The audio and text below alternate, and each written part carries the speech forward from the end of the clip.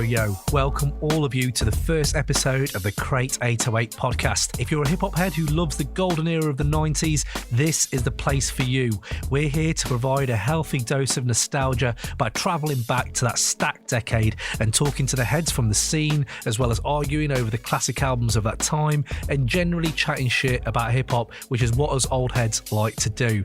My name's Kambi Thandi, and today I'll be joined by two bona fide hip-hop heads, Mr. James Midwinter and Ray Ridge, our very own rap Brexiteer. We'll each be bringing one classic 90s record to the table and arguing to get it into Crate 808, our very own twisted hall of fame for 90s hip-hop. So a quick disclaimer before we get into it: if you do hear us talking on this podcast and calling it escalator style, that's because that was my bright idea beforehand, because it's my favourite Biggie lyric, but that doesn't really go well with the branding for a podcast. So just ignore all that, and this whole first episode is very, let's say, amateur. So best believe it only gets better from here. So apologies for the bad levelling of mics at times and the geeky newbie mistakes that we all make, but as well as the running time. This one is a bit of a behemoth to get us kicked off, but going forward, all these things should improve. So without further ado, let's get into it. Next up, we're arguing Mos Def's debut solo album from 1999, Black on Both Sides, versus Big Pun's own debut album, Capital Punishment, from 1998, and those are going up against Ice Cube's commercial breakout hit, The Predator, from 1992. So let's get into it.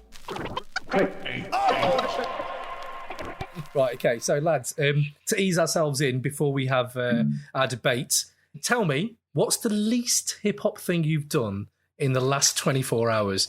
Oh, that's easy. The least hip-hop thing I've done in the last 24 hours is I did a post on Instagram yesterday about sustainable skincare. So no, you're not going to beat that. Neither of you can beat that in terms of least hip-hop thing. Although, to be fair, these days, with like the type of hip-hop that's been put out at the moment, that probably is very hip-hop. Yeah, true, yeah. What about you, Ray? What about you? What's the least hip-hop thing you've done in the last 24 hours? The least hip-hop thing that I've done in the last 24 hours absolutely smashes Jambos out the park, I think, because I went to work as a fucking police detective. So, yeah, now I'm doing the most anti-hip-hop thing possible. He's a policeman. And even worse, actually enjoying it as well. So actually enjoying being a policeman. I like them apples. That's good. That is good. I'd say that they're very non-hip-hop. I think mine's the worst one then, actually. I think mine's the most hip-hop thing. I had a Werther's Original whilst washing up yesterday. Right? And I had this Werther's Original and I was like, that's got to be the least hip-hop sweet. Like, it's not gangster at all if you had a Werther's Original. KRS-One doesn't eat Werther's Originals. That's what I mean. KRS-One doesn't have them, does he? But what is the most hip-hop sweet? That's what I wanted to ask you as I was thinking about this. To be honest, I'd argue that Werther's Original is pretty hip-hop. It's got original in the title. And that some of the sickest tunes are like Original Gangster that I see. That's like, it's not Werther's Original Gangster, but, you know, it could be. It could be. They're hard as well. That's a good point. And they're hard. There you go. They're hard, yeah. Yeah, that's true. I put these questions out to you a few days ago. What's your top 5 90s things? So this is all about the 90s. It's a 90s podcast. For some reason, the first thing that came in my brain, like a diamond tip bullet, was, I don't know whether you guys ever had them, but maybe it was a basketball thing, but like they were like warm-up trousers that you could rip off. They were like Adidas ones. I had metallic silver Adidas 3-stripe rip-off warm-up joggers. You could like tear them off. I thought they were amazing. The only problem was people would come up to you and like, because they knew what they were, they just rip your trousers off. Exactly. Did you constantly think you were coming off the bench then for the playoffs? Were you like constantly like, I'm going to come off the bench, take these off, and I'll have my kit on underneath, ready to ball? I was always ready. For like a little scrimmage to break out, a little 5-on-5 at all times. That was the first thing that came to mind. Then I was thinking about like borrowing albums, like actually borrowing an album. Yeah. It's like if Cam, you love recommending new albums, but imagine that if you recommend them, you'd have to lend the album to someone. Never. You'd have to give it up for a minute. Never. That's a really I mean, I don't know whether that was better. Like everyone goes, oh, the 90s was better. I don't know whether that was better. I like being able to just keep my album and not have to give it to someone. GoldenEye on the Nintendo 64. It's got nothing to do with hip hop. Oh, yeah. Love Oh, God, yeah, that's timeless. Yeah, that was an amazing game. Nokia 3210s. Mate, talk about the 90s, man. My first mobile was in the new century. Was it? Yeah, I'm old, mate. Yeah, I'm old. I didn't get a mobile till I was at uni, mate. And it got nicked at an Eminem concert. Sorry, mate. I was just saying your mobile got nicked at an Eminem concert when we came out of it. Someone snatched your Nokia out of you. They did. Off you and you ran off. And we were like, yeah, I remember that. Well, ironically, considering the album I'm about to talk about, like my white privilege must be pretty high because I had one in the 90s. Oh yeah, so yeah, just give it a heads up. Jambo is going to be doing Ice Cube's The Predator from 1992 later. So already my credentials for that album are already, being built up. My last one, random one. You'll like this, Cam. Transworld Sport. Used to love Transworld Sport in the morning. Transworld Sport, yeah, that was so good. It was around the time Football Italia would come on, wouldn't it? That's exactly. I wasn't going to put that because I thought you might have said Football Italia, but yeah, those are my top 5 90s things. Let me drop my top 5 because I had them off top of my dome. Tim Westwood's show. I miss Tim Westwood's show. I just miss having that anxiety before it comes on. Not anxiety, anticipation. That anticipation before it comes on. Like, here we go. Westwood's going to bring it. Mitre Deltas. I was thinking, I've never kicked a ball like a Mitre Delta back in the day. Mitre Deltas was so good. Red Dwarf. I miss loving Red Dwarf. I miss being that geek on a Friday, fish and chips. And then, watch Red Dwarf. That one. The Source magazine. That changed my 90s, I would say, the Source magazine. Yeah. We'll go more into that. And then my last one, I couldn't pick one, so going with Pulp Fiction or Trainspotting being my favourite thing of the 90s. They just always take me back to that time. So there's my top 5 90s things. It was a good top 5. I like that. Thank you. Raymond Ridge. All right. So mine's kind of more off the top of the head because I didn't do the homework. But I guess, one thing that comes to mind is kind of obvious, but baggy jeans. Now, it's like I look at a lot of pictures from the 90s, and that's the one thing where I'm like, what are you thinking? This is impractical. Like now I'm very much down to what's practical, efficient, and it has a reason to it. I only wear white t-shirts or black t-shirts or maybe grey t-shirts. I'm worried about stuff being printed or advertising what I'm into. But then it's just a whole range of just printed monstrosities. But anyway, just White Men Can't Jump. Oh, that movie. It's so good. James wore the trousers thinking he was going to be in White Men Can't Jump at any time. There's going to be 5 and 5.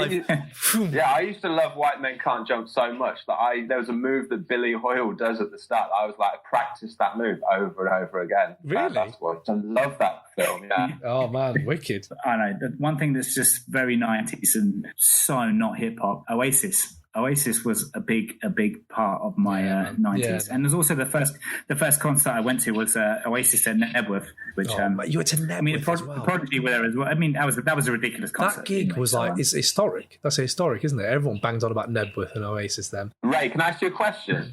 So yes. You don't wear like hip hop t-shirts and things like that anymore, like with prints and stuff. No, I don't wear. Because that was one of my favourite memories of the 90s was when we used to be in a club. I'd be hammered, drunk, and then I'd turn around and you had that Scarface shirt on, and I turned around and I actually think Scarface was standing next to me. It was that big, that print. Ray had a selection of shirts that are in the annals of best shirts I've ever seen out. Nightclubs, proper, you think, right, we're on the guest list, it took us a minute to get in, we're in, we've got champagne on the go, beats are banging, Neptunes or something like that. And then Ray waltzes in with literally full profile Tony Montana. That's full. It was huge. Yeah, you've not just used a little bit. You've used the whole Tony Montana on your shirt. And yeah, it was gangster, mate. But I guess, ironically, most of my T-shirts are black on both sides. I like how we're dropping these little Easter eggs in. I will be vouching for black on both sides. 1999 Most Def in the Crate 808 debate, which is coming up. So, next one. How did you boys actually get into hip-hop? It was 1993, and I was on holiday in Florida with the family. I was 13. So the first album I bought, I remember having the Walkman and being in HMV in Florida. HMV was just the sea of tapes and CDs. And where do you begin to start as a 13-year-old? This is pre-internet, pre-all of it. Where do you even begin? And I remember I had one conversation with a kid at school. His name's Lawrence Min, and he was talking about the skits on Doggy Style, Snoop Doggy Dogg's first album. What, he just so he was talking about that. Yeah. I remember him taking the piss doing that skit. What do you want to be when you grow up? I want to be a motherfucking hustler. You better ask somebody. And I was like, he used to do an impression of that, and I just remembered that. And I was in HMV, and I was like, I'll get Doggy Style. That'd be cool. Nice. Do you know who that is? You know who that says, "What do you want to be when you grow up? I want to be a motherfucking hustler." You know who that kid is? No, who's the kid? Lil Bow Wow. Fucking hell, really? Because it's Warren G's the teacher, isn't it? Yeah, that's Little Bow Wow. And I was like, Jesus, man, that boy started early on a classic. Ridiculous. Shit, that's wicked. I guess if you grew up around those people, you're going to be, on the skits, aren't you, I guess. But yeah, true. There were so many of them. Motherfucking hustler. And you know what? He did grow up to be a motherfucking hustler. Middle of the road rap pop guy, yeah. He is a hustler because he didn't Bow Wow have that thing with the private jet where he pretended he was on a private jet and it wasn't. He was just in an economy class jet. Literally was a hustler hustling us. Instagram. That's got to be made up. That's outrageous. Did he really? Yeah, he did. Really. How about you, James? How did you get into hip hop, mate? Well, I got into hip hop slightly differently, but it's interesting stuff that Ray's saying. That's exactly the same for me. I remember Mo Money Mo Problems coming on the radio. I was on the way home in my mum and dad's car and just being like, all you're thinking is, I need to get back and record this. That's how little hip hop is on the radio. And I'm running out and I'm thinking, well, it's just Nate's verse. I'm just going to get in there and get Biggie's verse on his tape. We were like fiends back then. It's interesting to have similar sort of things going up. I remember hearing that skit that Ray was talking about and being like, oh shit, I've got to go show my cousin this. This is incredible. Yeah. I always, whenever anyone asks me what was the first single I bought, my answer is always kind of technically true in some ways. And this was before I'd even got into hip hop. I bought the Out Here Brothers, Boom Boom Boom, which is do you remember that song? Boom Boom Boom. I didn't even know what hip hop was. I had no idea. I just that song. Unfortunately, I did. Yeah, it's a terrible song. Although I did a little bit of research, the guys who were the Out Here Brothers, they wrote Summertime for Will Smith. So part of the hip hop classic. Oh yeah. Shit! No, they did not. No, they didn't. No, they didn't. Yeah, they did. They did. They worked on that. They were producers, and I think they wrote the lyrics as well. For Will Smith. James Midwinter dropping bombs. First, he's absolutely exposed Little Bow Wow badly, and now he's just blown out minds with the Out Here Brothers. The Out Here Brothers are actual legends. But yeah, my way I got into hip hop was me and my friend David. We were both 12 or 13, and we've been taken under the wings of two of the older lads, who's John and Si, who are our other friends. And I remember I was going around to John's house for the first time. Si was there, Dave was coming with me. And the moment literally walked through the door and they were like, quick, get in here, sit down, sit there. And they put on a CD and they gave us the cover and listen to this. And it was the start of Shimmy Shimmy Ya with that piano. Oh. The start, Oh Dirty, and then Oh Baby, I Like It Raw came in, and we were like, what the fuck is this? How old were you? And it was How old were you when that? Yeah, I don't know when. The thing is, all of see the Predator and stuff like that. I was 12 or 13 when I was listening to that and Old Dirty. But I think they'd come out a year or two or three beforehand, and then my friends had been listening to them, and then we're introducing them. They're my older friends, and then they're sort of introducing them to us. So you were I was getting them a bit later. You were 12 when you heard Shimmy Shimmy Ya? 12 or 13, yeah. It's October 12th, 1992, and Mos Def is riding high off the underground success of his Black Star project with Talib Kweli, and people are hyped for this one, Black on Both Sides. Raucous Records has carved out a backpacker college dorm niche in the late 90s rap game, and Mos Def was about to drop this classic release to galvanise the whole movement. With deep roots in the native tongues era from earlier in the decade, Mos Def was about to remind people what the art form could deliver in the terms of lyricism, as well as project heady thoughts on identity and the anxieties that lay at the forefront of the fans' minds, who could see the music they loved changing in front of their very eyes. With a restlessness that was his nemesis and a soulful cadence reminiscent of Marvin Gaye and Sam Cooke, Mos Def ushered hip-hop into the next century with this stark reminder that the rap game could still, in fact, deliver unique records. So without further ado, let's dip into the debate. Before I get into my argument, I'm going to give it a trivia. I don't know if you know this. Umi says Nike used it for a Jordan campaign. Did you ever hear about that? No. Did you never see that Jordan campaign in the 90s? It probably put me off. It probably put me off wearing Nike because it's just a shit song. But Wrong. A wrong opinion. First wrong opinion, objectively wrong opinion of the podcast. So Udi says Jordan used it for a campaign. So there's this story, right? You remember Lyricist Lounge, right? The albums. Uh-huh. So, Lyricist Lounge was a night they had. I think it was in New York. Yeah. And so from day one, this is what I love about 90s hip-hop, man. From day one, everyone used to go in New York. You could be Das FX, you could be Busta, you could be Puffy, you could have all the locks, all these like very thuggish, very shiny suitish, and obviously very like conscious woke rappers all talking all come in to this gig where everyone rhymes.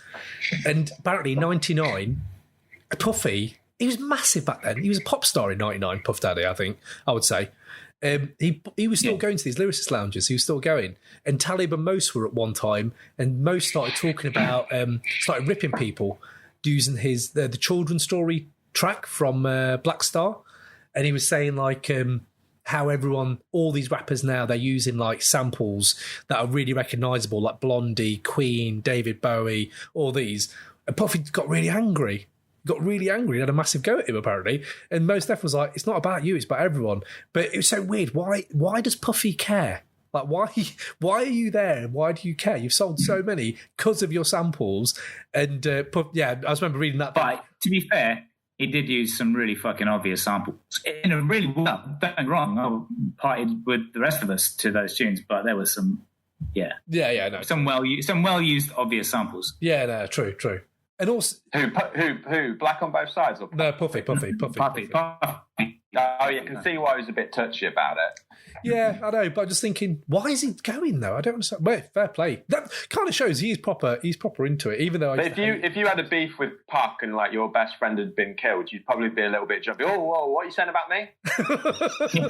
whoa, hey, anyone dissing me? You'd be a little bit jumpy after all that, I'd say. I think he's in his right to be anxious about it. It's true. Okay, all right, okay, I won't go at him too much. But that's also on the back of, that I can't remember how it went, but the whole "I'll be missing you" when he used that sample, and he's obviously talking to Sting about like, "Oh, do you mind if I use the sample?" And Sting was like, "No." And then all the money from it was like, "Yeah, but I'm going to make. There's loads of money. Yeah, it's all mine. I'm having all of it." And Sting's like, "But I thought you were sat cross-legged doing some tantric sex stuff." He's like, "Yeah, I am, but I'm also taking all your money, motherfucker." Yeah, he's ruthless. Absolutely ruthless. Fair play to him. Right, so that's my little. That's my spiel. That's my spiel done for Black on Both Sides, right? So that's the context. Here's why I think it should be in Crate 808. So Crate 808, if people don't know because it literally is a new thing. No one knows. If people don't know what I've made up in my mind, then yeah, Crate 808, right? It's going to be like Room 101, but for 90s hip hop. So us boys, we have to bring what we think should be in there, and then it's the passion that you're bringing to the argument, it's the insight, and it's the how well are you articulating your argument for this to be in Crate 808. And what we'll do, we'll throw it out to the masses. We'll do the masses. Yeah, let the masses decide. That's what it's about, even though they can't vote very well. We've already seen with Brexit, and let's not go down that line. But either way, let the masses decide what's going on in Crate 808. So yeah, I would say out of the three we've picked, there's The Predator, 1992, Ice Cube, Capital Punishment, 1998, Big Pun. I would say this is a more cohesive album with an identity and focused themes. It has themes throughout it that you can visit again and again and again. It not be your lifestyle, but you have something you take away from it every time. And I would also say it's very much more, even though there is a lot of darkness in it, there's a lot of positive stuff as well. So it's that one album I can listen to now and I'll be like, okay, I can play this and it's going to lift me. I like getting down into it, going into the boom back and getting all like into the dungeon. Let's go in there and let's, I like that. But I'm saying you're giving me the heaviest content, but it's not a heavy lift, which is a massive skill. Because I would say if you have someone like Lupe, Cannabis, man, I loved Cannabis. But the one thing he never did was that. He gave me heavy shit. You went down on 100 bars. I'm going in.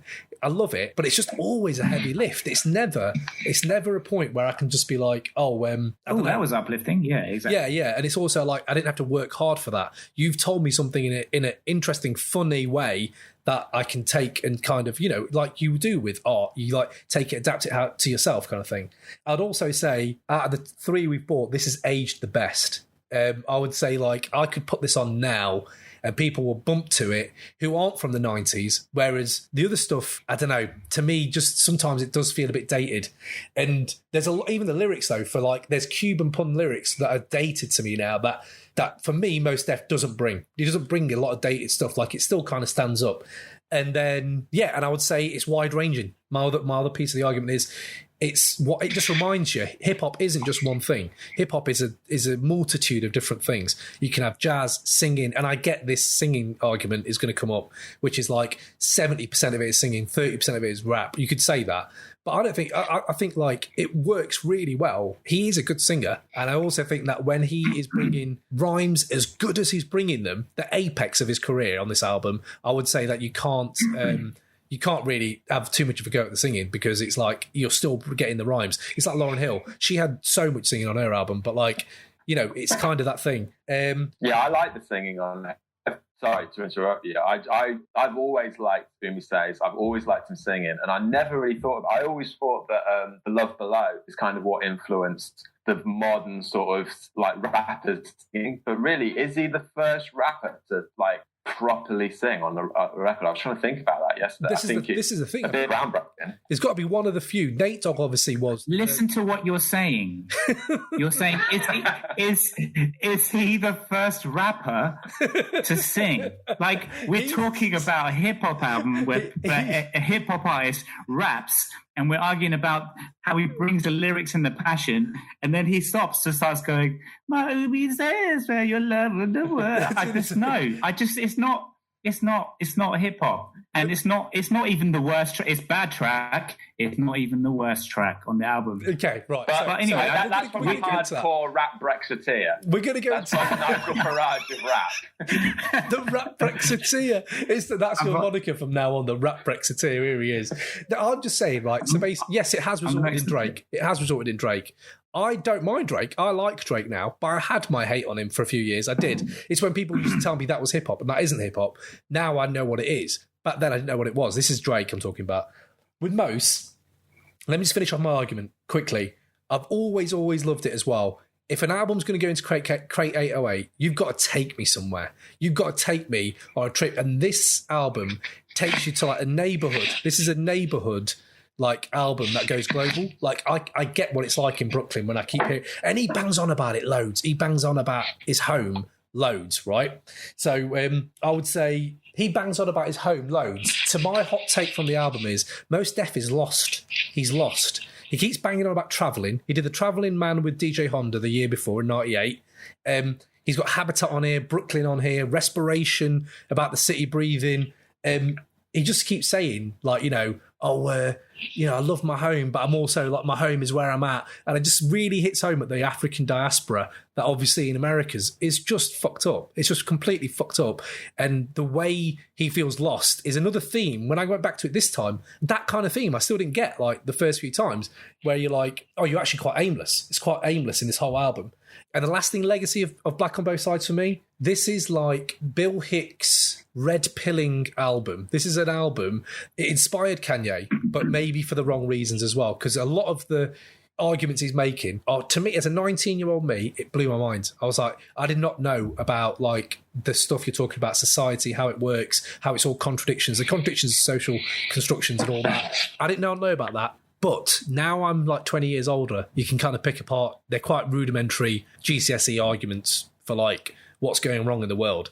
But for a 19-year-old, brilliant gateway album into learning more about the actual way the world works. And to this state now where you're like, oh no, you can't even understand today's world of like where it's all going. So sometimes you just need someone with an argument who's cohesive and focused and can make it bang to just hit home. So I would say that's one of the big legacies it's lasted with. And the second thing is Kanye. You can't skip it. Like Kanye is definitely influenced by Mos Def. The way he samples, he featured him on Good Music. He featured him on his last album in 2018.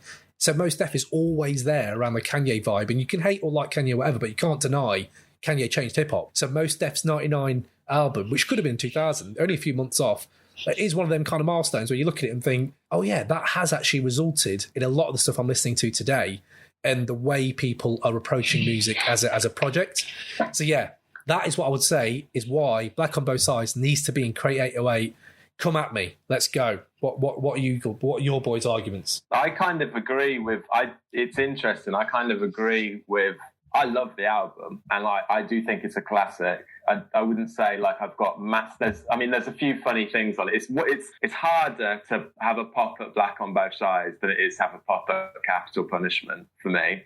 Wrong. I mean, obviously, if you don't like the singing, like you can do that, but. I think it's a very solid album. I think the production, it's probably got more named producers on it than either of our albums. It's probably, like you say, it's got that sort of jazz feel. It's kind of timeless. But at one point, he does mention about how he sort of sympathises with OJ and how OJ is probably is innocent and stuff like that. And I'm a little bit. I'm countering the argument because I don't think he is saying that. What he's doing on that track. He exposes Woody Allen, really savage, absolutely savage. And I think what he's saying is, I don't know if he's standing. He probably is, knowing his politics and seeing him on YouTube and stuff like that. He probably is standing up for it. But on this actual verse, I would say what he's saying is, I'm actually presenting you a different angle, which is, yes, you say OJ, but he was proved innocent. Yet you've got Woody Allen marrying young girls and none. Yeah, but that's like. It's like a Trumpism, that is. It's like going, yeah, but what about Harold Shipman? Yeah, but OJ did murder her, all right? So it's not the best. You don't want to, that's not the hill you want to defend, is OJ. It's kind of what I'm saying. You don't want to stand on the OJ. I get that, definitely. But I'd also say that I don't think it's as connected as you feel it is. I feel like it, and I like that quality about it, that it does jump around. It does feel a little bit, and like you say, it is a strength in that if you're 17, get into it, New World Water, you're like, yeah, we do need to sort out the problem of water and stuff like that. But it is a little bit jumping around. It feels like someone who's reaching, for things to, conscious things to talk about, really, there's not a cohesive drive of his sort of narratives and stuff like that. He's sort of reaching out for stuff like, oh, what could I talk about? Let's do a metaphor for driving too fast and people wearing too much jewelry. Mate, they're not huge world-shattering arguments to me, but they are great. I do love it. Speedball's one of my favourite tracks of all time, though, and no one talks about it. That's the thing. Why is no one talking about this track? Hold on. Let me just play this track. Hold on. This is a little sting just to say I'll be playing some unlicensed music right now, so it makes no sense to try to get pulled off air. I'm just going to move it on forward to the next part of the conversation. The line where he goes, hold on. They form a huddle, whisper like they want trouble, and melt their ice grills into rainwater puddles. Make the proud-hearted leave on the humble. Black steel in the hour. Assemble my skill, form my power. My poems crush bones into powder. You mumble like a coward. I'm Mos Def. You need to speak louder. You need to speak louder. Right? Yeah, the amount of times I've had to go at my missus, right? She's in the background. I've said something. She's mumbling away. I'm like... Don't mumble, coward. I'm Mos Def. You need to speak louder. I've said it loudly. She's like, that makes no sense to me. It makes literally no sense what you just said there. But yeah, no, Speed Law for me is one of my absolute bangers. I can't get enough of that one. Go on, mate. So what was your other argument? So I get what you're saying. He's reaching for things. No, mate, I just feel like it is, he's kind of living in a time where I think if he was around at the time of the LA riots or a huge thing like that, he probably, maybe the album would sound more cohesive, it had a huge issue, but it sounds to me that he's just reaching for smaller issues. And it's a great album, but it just doesn't quite, looking a little too hard for stuff to be conscious about. Oh, I'm trying to be really conscious. I'm so earnest. No, that's fair enough. Fair enough. Ray, have you got any points, mate? What do you think? Come on, bring it. Come on, Brexiteer, let's go. I just I think when we're talking about albums, so obviously it's 2018. No one gives a shit about albums now. You put together your own playlists, and it's difficult. People are putting out 7-track albums now to try and show that they're not having fillers on there, kind of thing. So so when we talk about fillers, I think there's 3 tracks on Black on Both Sides which absolutely smash it out of the park. Which obviously. Miss Fat Booty, when that comes on, that bass line first comes in, and it's just this irresistible kind of head nod. You just go, oh shit! And the way he tells the story clearly smashes it out of the park. And then Speed Law, we've already spoke about that. I'd put that. That's in their top 3 track the album, and third obviously being Mathematics, because it's definitely. And if you think in terms of like an alien coming to the planet, and you're the first point of contact, and they're like, we've been intercepting radio waves from your planet. What is this hip hop? And you're like, oh shit! And they're like, you got to give me 100 tracks that define what hip hop is. Those 3 tracks would probably be on that playlist. So that's what I'm saying about if you had your top 100 tracks to define to an alien what hip hop was. Yeah, he's got 3 of those tracks on that. But motherfucker, he's got some dog shit on this fucking album as well. Jesus Christ! Come on, bring rock and roll. Okay. Rock and roll. And then at the end, when it switches to a more kind of heavy, like, what are you doing? Right. Are you lost? Are you drunk? Are you high? What are you trying to do? And then you know what? What I said about Umi Says before, when you accept it for what it is a good tune, yeah. But I mean, it's just not. It's difficult to say because, like, who the fuck am I to say to Mos Def, like, that ain't hip hop, take that off your fucking album? No, we're the fans, man. We're the heads. We're the heads. But the point is, we're not yet talking about Capital Punishment. And Capital Punishment, he does have some. There are some bad tracks on it. But I think if you think about it in terms of so many other artists. Would never look at rock and roll. If you were in the studio saying, yeah, what about, let me play you this beat, yeah, they'd look at you and be like, are you fucking high? Are you serious? I'm not putting this on my fucking album. You kidding me? Rock and roll, he's trying. I don't understand it from his background. Like, he's got DJ Premier on the fucking album, and then he's also got rock and roll. No. What don't you like about it? The thing is, what you're saying is, what is it? The whole, all of it. The beat, the idea, the concept, the execution. No, wait, the idea is amazing. The thing it emerges from, the seed, is brilliant. It's talking about, I know you know what it's talking about, but what I'm saying is, for the people who haven't, I think you should explain it for what it is. Like, it's an interesting it's talking idea. about the history of rock being something that you might not have known what it is, and every generation cyclical. So in the last 10 years or whatever, in the noughties, I learnt more about the history of rock, because it wasn't Elvis to start it, and it was Lead Belly, and you're going back into the blues and like Muddy Waters and stuff like that. So it's like, okay, I didn't know much of that. And then when I go back, you look at, I think, God, in 99, Most was telling me this. In 99, and I was 19, no one had told me that. No one had told me that by that time, that rock and roll comes from this. And for that simple idea alone, him trying to then recapture rock and roll for black people is something I'd not heard. And yeah, okay, I'm going to give you this. I was listening to it the other day as I was a little walk, and that the end punk scene comes on. And because I like punk music, it sounds bad, because it's not good punk music. But what I'm not saying it's bad, like awful, but maybe it's just me, because I like punk. So when I hear it, I think, God, that's the worst version of punk you could think of to do. But hip-hop heads to listen to this, so do they really care? But other than that, I'd say one thing, I can't put it on. Like, so I'm bumping the album in the office, say, when that bit comes on, I'm going to probably skip that track, because I just know it's going to probably be like the one track where everyone goes, what's happened here on this track? You just handbrake turned. It's not for the layman. Like, you're like, okay, probably turn that track. But the rest of the album, I could probably bump in the office and be like, yeah, actually, I'm okay. Like, everyone enjoys this. And that, to me, is a statement for music. If you can make a body of work you're not trying to find, what's the word? You're not trying to get someone's respect on their terms. You're doing it on your terms. It's like, okay, that's pretty cool. I like that. That you can make this album and people will listen to it just because it's smooth or like heavy when it needs to be. But I don't know. Hold on, mate. So you're saying hip-hop. Hip-hop is an amazing track. You've just discounted the second track. That's amazing, hip-hop is. The way he talks about the evolution of hip-hop is amazing. Again, I've not heard anyone say that. That's the track that should be in with it. Anyway, keep going, Ray. What else you got? Come on, mate. No? You know what?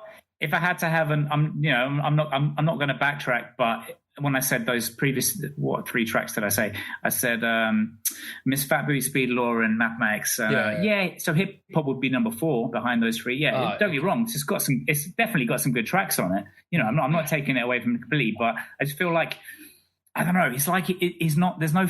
He's trying to do too much. Yeah, he is wide ranging. Yeah, I'll give you that. Like it's in a bad way as well. Like sometimes it does go into moments where it's neo soul, or do you know what I really love? And I didn't like it. I didn't really care for it at the time. Is May December, the outro. The outro's wicked. It's like Dilla. It's like, oh, that's why I love Dilla. But at that time, I was too young for Dilla to be like a thing, like just beat tapes. So in that way, it's as well. Like that sounds good. Climb as well, the one where he's like almost singing like a duet. I bumped that. I remember bumping it, and we were having dinner to it, and I remember thinking that's a wicked track just to put in the background. Climb, and and Love as well, mate. I understand that it's not a boom bap like this is what you're going to get. Like you know what you're going to get. The sound changes through the whole 70 minutes, whatever it is. I give you that.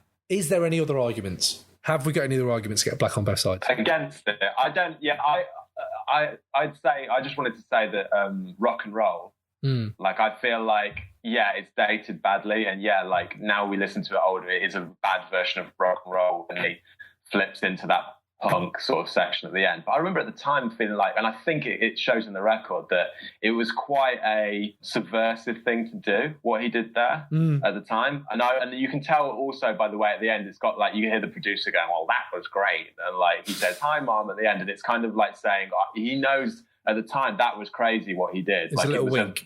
It was not, in the way, the fact that Ray hated it, and that like shows it was a controversial thing to do at the time, and it was about taking risks. So I respect that. Like he wasn't just putting on, I'll just put on another boom bap beat, try something different. So as a piece of art, I think it works. Maybe not as a great listen, possibly, but it is an interesting piece of art. I like that. That's a good argument. Yeah. Right. So we've got a few. Yeah. I mean, I will say as well that I don't want to be like, let's all just agree with each other completely, but I do agree with that. And you know, like I agree. I can respect what he's trying to do in terms of trying to think outside the box and bring something new and just be a bit experimental, and that's all well and good. But this is Crate 808, and we're getting into fucking hip hop. That's a good point. That's a good point. He's just he's excluded himself from that. He may not have knew that this incredible podcast was going to come up, and he may not have had that in mind when he was making the album. But he's excluded himself on that basis. Okay, that's a good point. Okay, good point, Ray. Like took you a minute, but good point. So my favourite memories of this album, I remember seeing him at the Hammersmith Apollo, and he was amazing. I've seen him a few times. He's got worse, I hear, live, but he... Oh, 100%. I saw him recently with Common, and Common absolutely fucking destroyed it. Common was freestyling. I live in Perth, Australia now, Western Australia, and It obviously got to know the street names of the local area, but Common was freestyling about just doing stuff on Wellington Street and all the rest of it. And now, so Omi Says it fucked off. I'm like, fuck you, guys. What, he just did Omi Says and that's it and left? Well, no, I'm exaggerating, but still, he did. It was all like, I'm not called Mos Def anymore. I'm called whatever. Yazim Bey, mate. Apparently, he changed that in '99. He changed his name in '99. Just never told anyone. But a little bit of trivia there. I don't know the motivation behind it, but we're talking about Black on Both Sides by Mos Def, and now he's like called something else. So you buy a ticket to see him live because you're like, yes, Black on Both Sides was sick. I want to see him perform it, and then he's Yasin Bey doing Yasin Bey. I'm like, feel a bit let down. That might be cool, but that's not what I came for. Yeah. I get it. My favourite memory, mate, right, was when we went to Hackney Downs.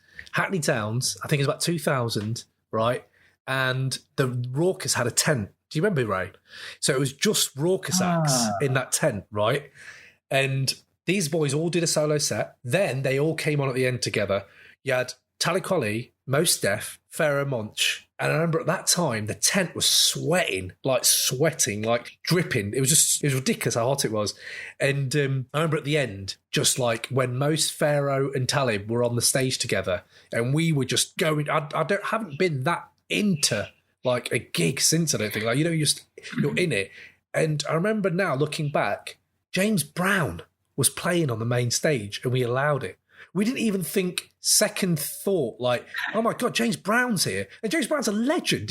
I'd love to have seen James Brown now when I think about it, but would I ever have forsaken the Raucous Tent? No way. And he dropped like Not tracks from... chance. No way, exactly. And then I remember when we left, again, I was still more on Pharoah Monch's dick, but I think most was in my top 5 at that time. Most has been in my top 5 for like 15 years. True Magic, mate. I love that album. No one else bangs on about it, but I love it. Just you're piling on the mistakes now. But I remember we met Pharoah Monch afterwards, and he signed my not 10-foot poster of Simon Says. You ever Simon Says Get the Fuck Up? And I had a 10-foot poster signed by Pharoah Monch. Fuck, I remember that poster. Yeah, shit. I bought it there, and he signed the fucker, and I was just like, holy shit, it's Pharoah Monch. Just fucking creamed my pants. So yeah, no, that's all my favourite. Were you scared to get that poster smashed while you were like there? Were you like, we bought it after. I've got to keep it. You bought it after, How did you get it signed? He was just walking around. He was just walking around the festival, mate. Pharoah Monch was walking around the festival. I was like, shit. Yeah, crazy. But what's dated the best and the worst of this album? Black on Both Sides. I would say dated the best is jazzy sound and the singing. I think the singing, like, now it's more accepted. So it's actually like quite like, oh, actually, you could put that on now and everyone's fine with it. It's probably dated better than it was back then. Dated the worst, his rudimentary arguing. I think that's like, you see him now do talk shows, or like when he was with Hitchens. Oh, with Christopher Hitchens. Yeah, that's great. Yeah, and you see him get caught out a few times where you're like, yeah, but maybe it's such a mistake. Going again, Christopher Hitchens. Yeah. I don't think his PR did the job there, did they? They did the job. Yeah. I don't know what's dated bad. Like, conscious rap has a bad stigma attached to it at the moment for the youth. If it's conscious rap, you get put off. I'm not sure if people. Fuck you. yeah. But you got to look at how it's changed with time, and I'd be interested to see if it has dated well on that front, but I doubt it. So I think that's the. Do you know what has dated badly on it? Go on. New World Water turned out the environment wasn't a problem; it was all fine. You don't know what you're talking about, though, Steph. What are you worried about? Everyone's fine. There is no climate change. How would it be received now is a little section I've got here. How would it be received now? I would say positively. Apart from the conscious, totally. Thing, and when I say before, like, fuck the youth, that's more of a comment on like, oh, kids these days, they don't understand, they're not going to understand hip hop the way someone who grew up from the 90s understood it and how we understand it. So, but on the basis of that, I would say I had a specific point, but it just kind of evaporated in the air while I was talking. That's fine. That's absolutely fine. I'd like it's a metaphor for most death, that is. Oh, I've got a point to make. Yeah. Oh, have I? Oh, I don't know. Have I? I don't know. Anyway, exactly. Says... I was being esoteric. Anyway, but in terms of the track, individual tracks and how the tracks have aged, like Miss Fat Booty, that you can play that forever. That's just I would say the one that's aged badly, Habitat, I don't really get into as much, and the one with Busta Rhymes, Do It Now. It was a brilliant to and fro, and now I can take or leave it. I don't know, just doesn't age well for me, that one. Oh, I quite like that. That I enjoyed that more, like, just because they're going back and forth. Like, it was. I don't know. There's a bit of joy about that, a bit of old school hip hop joy of them going back and forth. I felt that hadn't it dated, but it was still enjoyable. I thought. Yeah. Okay, fair enough. In my face, then. Fair enough. Right. So, and then can we just come to this part? And I'm going to explain what this is now. It's called the Master Killer Corner, right? Now, this is no, like, shade on Master Killer. I'm not trying to diss him. It is a bit. It is. It really is. It all stems from when Wu dropped Triumph on Top of the Pops, right? So, first of all, that's unreal. They were like, oh, this is the most expensive music video of all time, Triumph by Wu-Tang Clan, at the end of Top of the Pops. And I was like, what? Like, literally... That, again, it's harking back to what you said, Jambo. You literally are like, holy shit, this is a thing. And quickly press record, getting it on record, and hearing Triumph for the first time on Top of the Pops.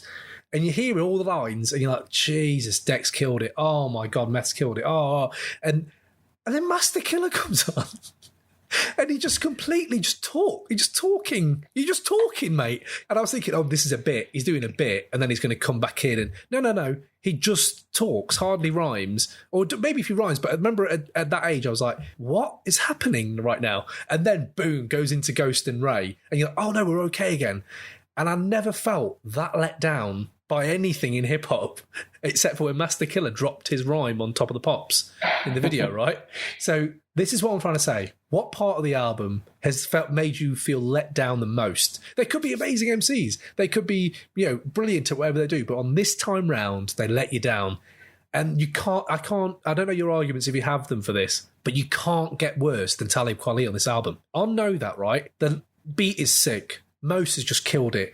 And Talib, right, he's doing his thing again. Oh, I'm going to fit 100 words into one bar. No, just pick the right words, Talib. You always do this. Like, that's what I hate about him. Like, I remember seeing him live, and he has been amazing. He's made wicked tracks, and he's got better. But back in the day, he used to do that all the time. I don't know if you guys noticed it, but Talib does it on this, and you're just like, oh my God. Yeah, it's funny, isn't it? He doesn't ride the beat very well. He doesn't. He was kind of always known for that, like technically not being as. I remember reading Hip Hop Connection and hearing someone say something similar to that, like really? About how his breath control got better on his second album and stuff, and that he wasn't trying to fit to he was trying to ride the beat a bit better. Maybe that's what it is. Yeah, that's interesting. So the thing, so I agree. Talib is a bit trying to squeeze too many words into the rhyming pattern sometimes. And this doesn't flow as well as Mos, and maybe it shows up more because you're comparing it to Mos, who writes the beat really well. But that Do It Now track is dog shit. They're like, it's basically two guys going, how are you? I'm all right. Are you all right? I'm all right. You're all right. Yeah, right. Let's all be all right together. Like, come on. It's just, it's awful. And the thing is, it's not using Busta Rhymes at his strength when he's just doing the, super fast lyrics or doing the Busta Rhymes style. It's just Jabba, what you said before about, it takes you back, that to and fro between heads. Yeah. Don't get me wrong. I'm on board for that. So hold on, Ray. Hold on. Let me clear your argument. I don't think this is a good example of it. You're clear your argument. Your argument is that Talib's not the most let down. For you, Busta Rhymes is the biggest letdown on this album. He's the master killer. Yes, exactly that. Oh, right. Yeah, okay, exactly. right. So that's clear. Rhymes is the master killer, yeah. Okay, that's ironic considering Busta Rhymes is one of the biggest letdowns on Capital Punishment as well. Oh, yeah, but he's not the biggest letdown. We'll get to that. No, there's a lot of letdowns on Capital Punishment. A lot. And we will get to that. Or maybe what Ray's trying to say about Talib Kweli is you're saying that we're like, oh, we don't like that piece of sweet corn that is Talib's verse, and you're going, no, it's this piece of sweet corn in a chunk of shit. Like, it's all shit. That's what you're trying to say. Okay. Exactly. Okay, right, okay. Well rephrased. Yeah. Okay, right. This is getting a kick in. I can't wait to get to yours. Right. So last up, right. What track would you play off here? You've either got to choose at your funeral, at your wedding, or to your mum. Because if there's one big memory from the 90s we have, it's got to be the fact that I had to play this music around my parents, and it wasn't always suitable. So either you turned it down, switched it off, or skipped and just wished for the best. So on this, actually, to be fair, I picked a really good album. I picked a really good album for all of these because there's actually a lot of translatable stuff. So to my mum, I would probably play Umi Says, I think, because obviously most Def... Because it's shit. And Most Def's mum is Umi, and he's singing it about her. So there you go. That's mine. I didn't know that. Is that who Umi is? I didn't know that. Umi's his mum. Yeah, he calls his mum. I think that's what he calls his mum. Yeah. Oh, okay, that's cool. So I feel a bit guilty, mum, but still, I stick by my gun for what I said. Right. So we've all had a say. I've got 30 seconds to drop my argument, starting now. I think. Oh, sorry. I've got 30 seconds to drop my final argument. Hold on. I've got 30 seconds to make my final argument about why this should get into Crate 808. 30 seconds is up now, mate.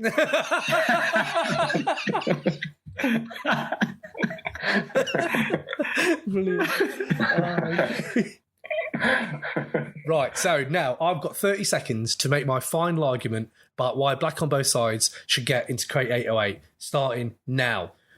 I've already said it before, I'm going to say it again. This is an album I'm going to be able to grow old with and play on a timeless scale. I can play it to my kids, play it to my mum, play it to my wife, and it's something I'm always going to get something back out of. It's an album that's going to keep giving, and I would say you can put this as the biggest link between the three that we've chosen today that's going to go on to show the evolution of hip-hop to 2018. And whether you like it or not, that is a thing more than Big Pun and Ice Cube to come. I've just come out. Right, okay. And that's my argument. Boom. Let's move on.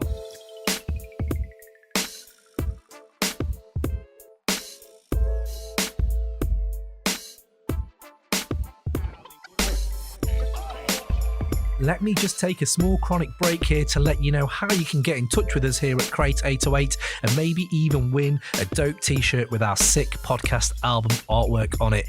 We'd love it if you were to get onto iTunes and rate and review this podcast, but in a rap form. So we're calling it the Crate 808 Rap Review.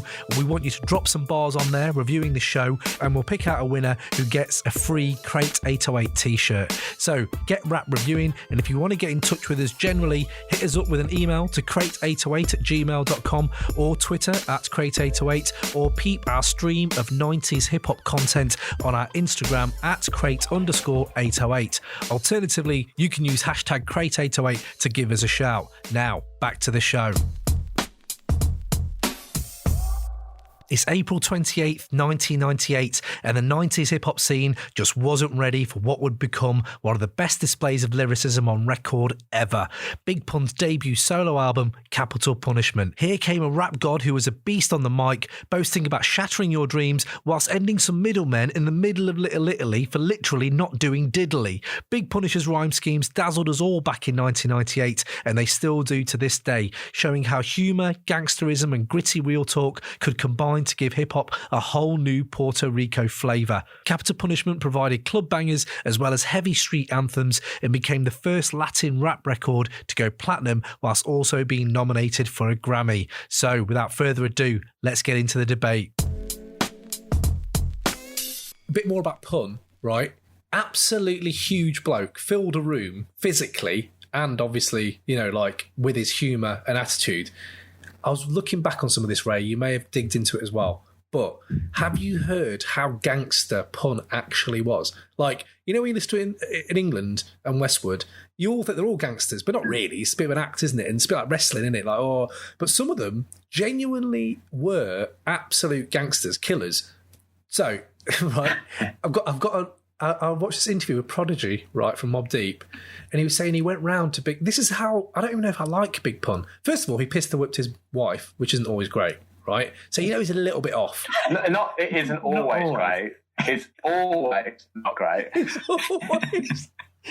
It's not always great. Sometimes it is. No, but clearly, I meant. I mean, it depends what they did. It depends what they did. But I'm giving the audience a bit of an idea of who to expect on Capital Punishment, right? If they just pistol whip you, then that's when you could probably pistol whip them back. That's probably fair, isn't it? Yeah, I think so. Yeah, right. So I would say, like, we didn't know this about Pun though. I didn't know about Pun for years.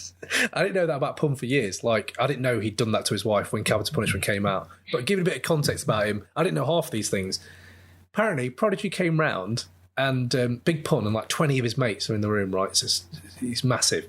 And he's like, he says to his mate, his bodyguard, he's like, yeah, show P your gun, like that. And the guy's, he gets out like a desert eagle. He's like, hey. And P's like, Prodigy's like, okay, that's pretty cool. Yeah, he goes, yeah. Show P your gun. And he's like, okay. And everyone is getting out these Uzis and shotguns and magnums and all these guns and showing them to Prodigy, right? Like 20 lads in this room.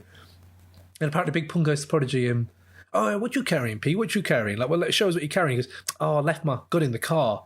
And apparently Big Pun was like, dude, see, you should never do shit like that. Because look, 20 of us right now have got guns out on you. You can't do shit. And apparently it almost really turned. Like Prodigy was like, holy fuck, are they going to actually kill me? And then he was like, I'm just joking, son. And you're like, whoa, what a weird sense of humour, Pun. You've actually got a really weird sense of humour. I think he genuinely did do this shit. You must have heard him and Jay-Z had beef, right? Have you heard about that? No, I didn't know that. No. Him and Jay-Z had beef, right? So again, just giving you a little bit of an insight into what 90s hip-hop was about at this time.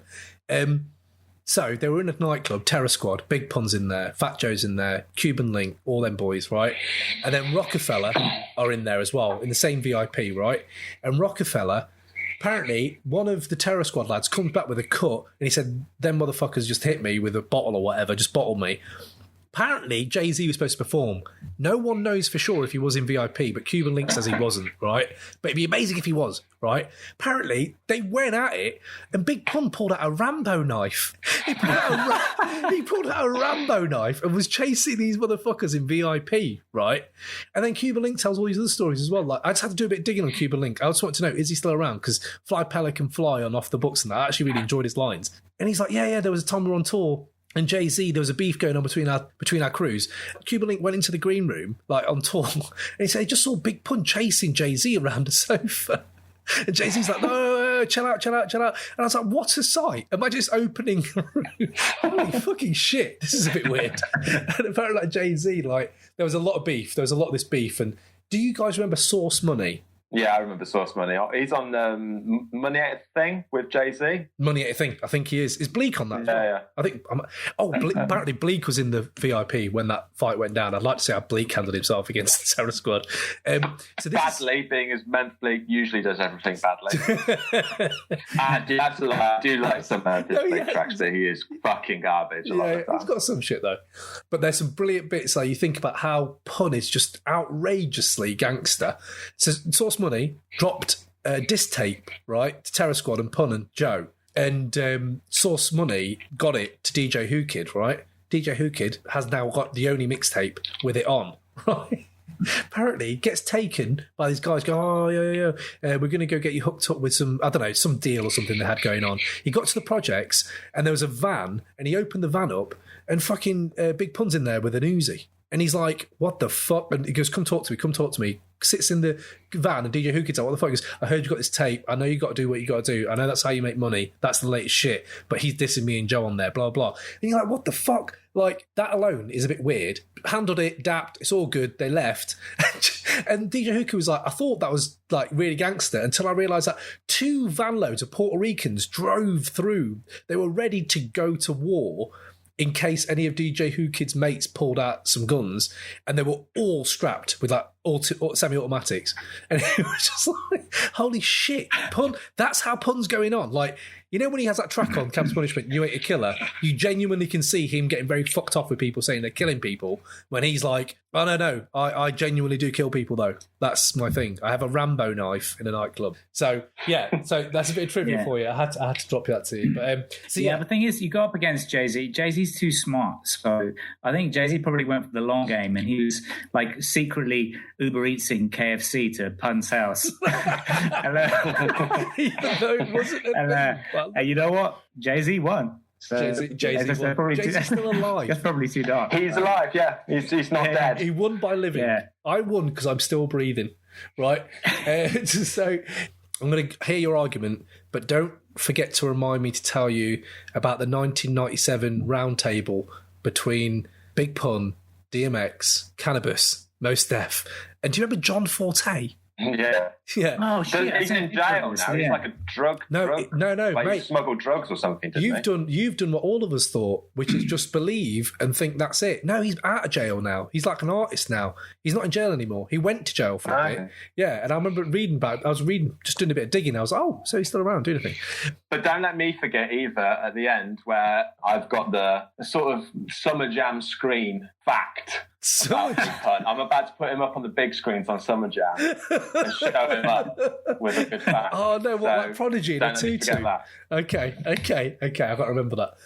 Right, okay, so Ray, floor is yours, mate. Capital Punishment. Tell us why it should be in Crate 808. Yeah, so when it comes to Pun, it relates back to what we said earlier about the Werther's original and it being relevant to hip hop. It's about being original and being real. And as Cam said in the intro, is that he really did do some of this stuff.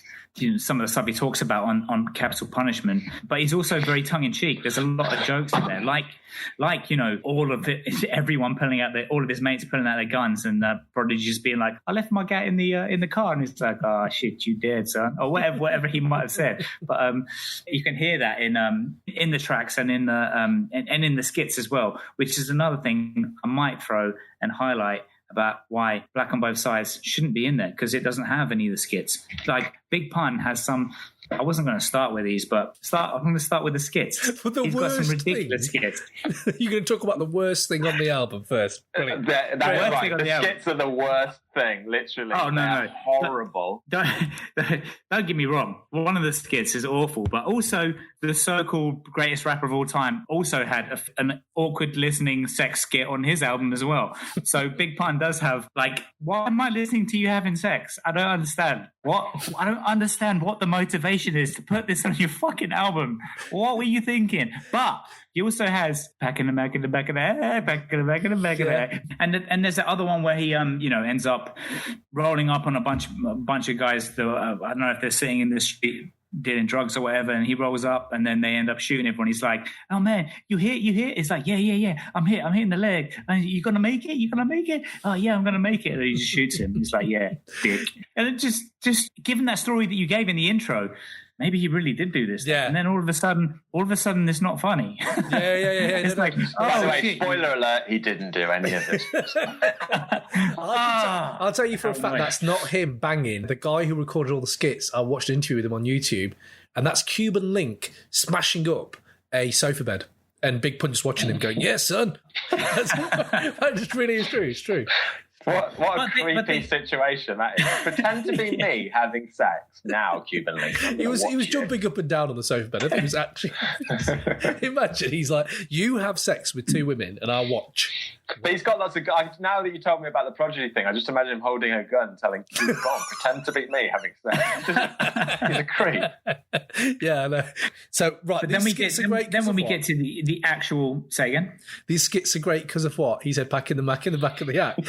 Come on, mate. You need more than that. I can't. He's off to a good start. He's saying the worst thing. That's not. The thing is, made the point. The thing is, he's got skits. That's it. It's like he's up for having a laugh. He's up for being like, "This is me," joking about who he really is. He's not all so serious. Like every tune must be, "Oh, let me make a rock and roll tune and show how loose and experimental I am." No. He's just gonna. Big Pun is just going to joke with you the whole time, and he does in his tracks as well. Okay. No, you are right. It's like when hip hop was invented, it's rhyming, it's beats, turntables, graffiti, and skits. So the cornerstones of hip hop. The cornerstones. It's the sixth element.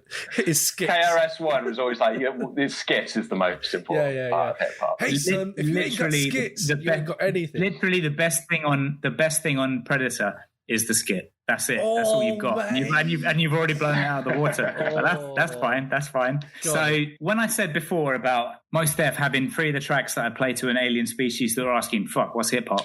More tracks from Capital Punishment would feature on that list than on either of those 2 albums. Do you want to list them? So the obvious ones are obviously Beware, You Ain't a Killer, and Boomerang. So these tracks, they've all got exactly the same vibe as trying to think what Nas track it was.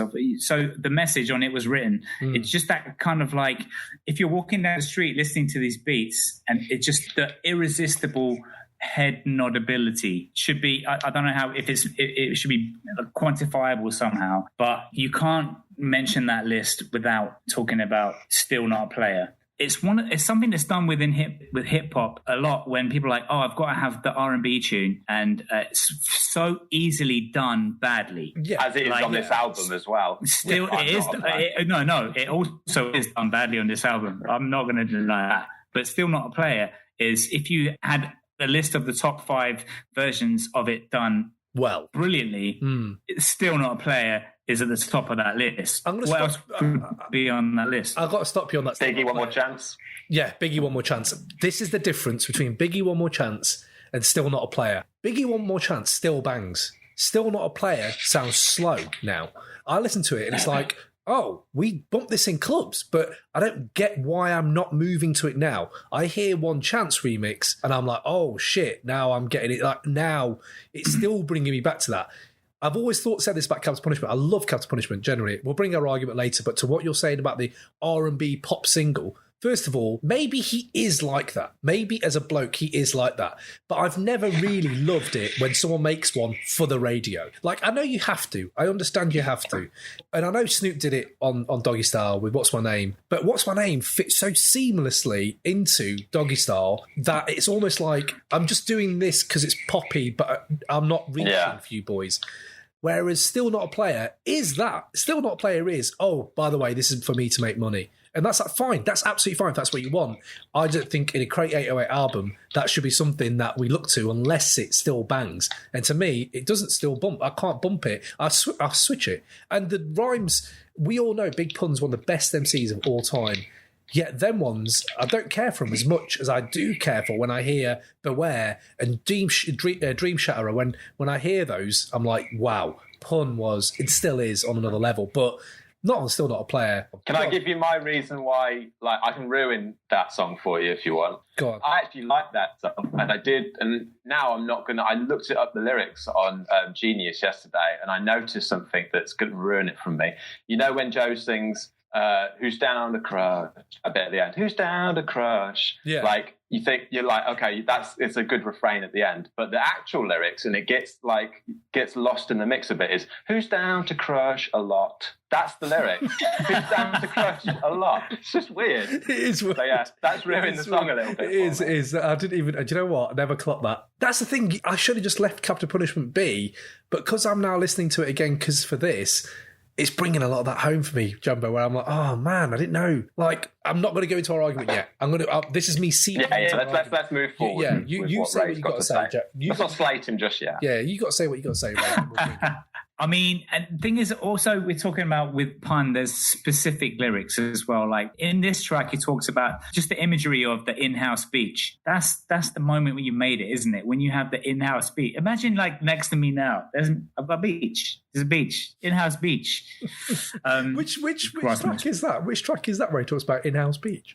The same track. It's on There's in-house beach. I'll play, but you still are here. Elevator to the top. Ha, see you later. I'm going penthouse suite, penthouse freaks, in-house beach, French. It's just, it's one of the ones that he's just listing them off. It's just another one of his like layer upon layer of rhyming the same thing over and over again. It's just. Do you know what I like as one of his lyrics? Go on. Go for it. One that really stands out. I was going through Ice Cube's album and I was like looking for Ice Cube's got away with words a bit like that at times. Like obviously he's not as lyrically technical, but he'll have a phrase or something that will stand out. I really liked on Pun's one where "You Ain't a Killer," where he says, "Shouldn't have come here. You changed your fate. Your brains will make their debut on the table when I raise the stakes." That's like there's so much in that. Like it's, mate. Right, so it's casual and dark. So hold on, right. So let me just. I know Ray's got his argument, but what you just said there brings me to, we talk about favourite lyrics. Dream Shatterer, right? Dream Shatterer. I'm just going to play it here quickly. Hold on. This is a little sting just to say I'll be playing some unlicensed music right now, so it makes no sense to try to get pulled off air. I'm just going to move it on forward to the next part of the conversation. Right. Well, I'm carving my initials into your forehead, so before bed you're going to see the initials BP on the what? Oh, on the board head. Off the board head. What the fuck, man? Like, that line gets me to this day. So, I was talking to you about the 97 Roundtable, mate. It's an hour long. Go on YouTube, check it out. These MCs are sitting there. Big Pud drops that in a freestyle, right? They do a freestyle roundtable. And it's the biggest reaction. DMX is just like, what the fuck? When he says the BP off the board head. And everyone's like, oh. And, mate, to be fair, that whole roundtable's brilliant. One, Mos Def doesn't seem like a good bloke to have an argument with. He just talks over everyone. Really annoying. Cannabis, right? Cannabis is there, and he talks through the LL Cool J beef, right? This is fresh. No one's heard second round knockout, and that's what he drops. And DMX's reaction is brilliant. For some reason, when he's explaining the beef about how it all went down, this is like with LL Cool J and the mic tattoo, you keep hearing DMX in the background going, "Get him, dog. Get him, dog."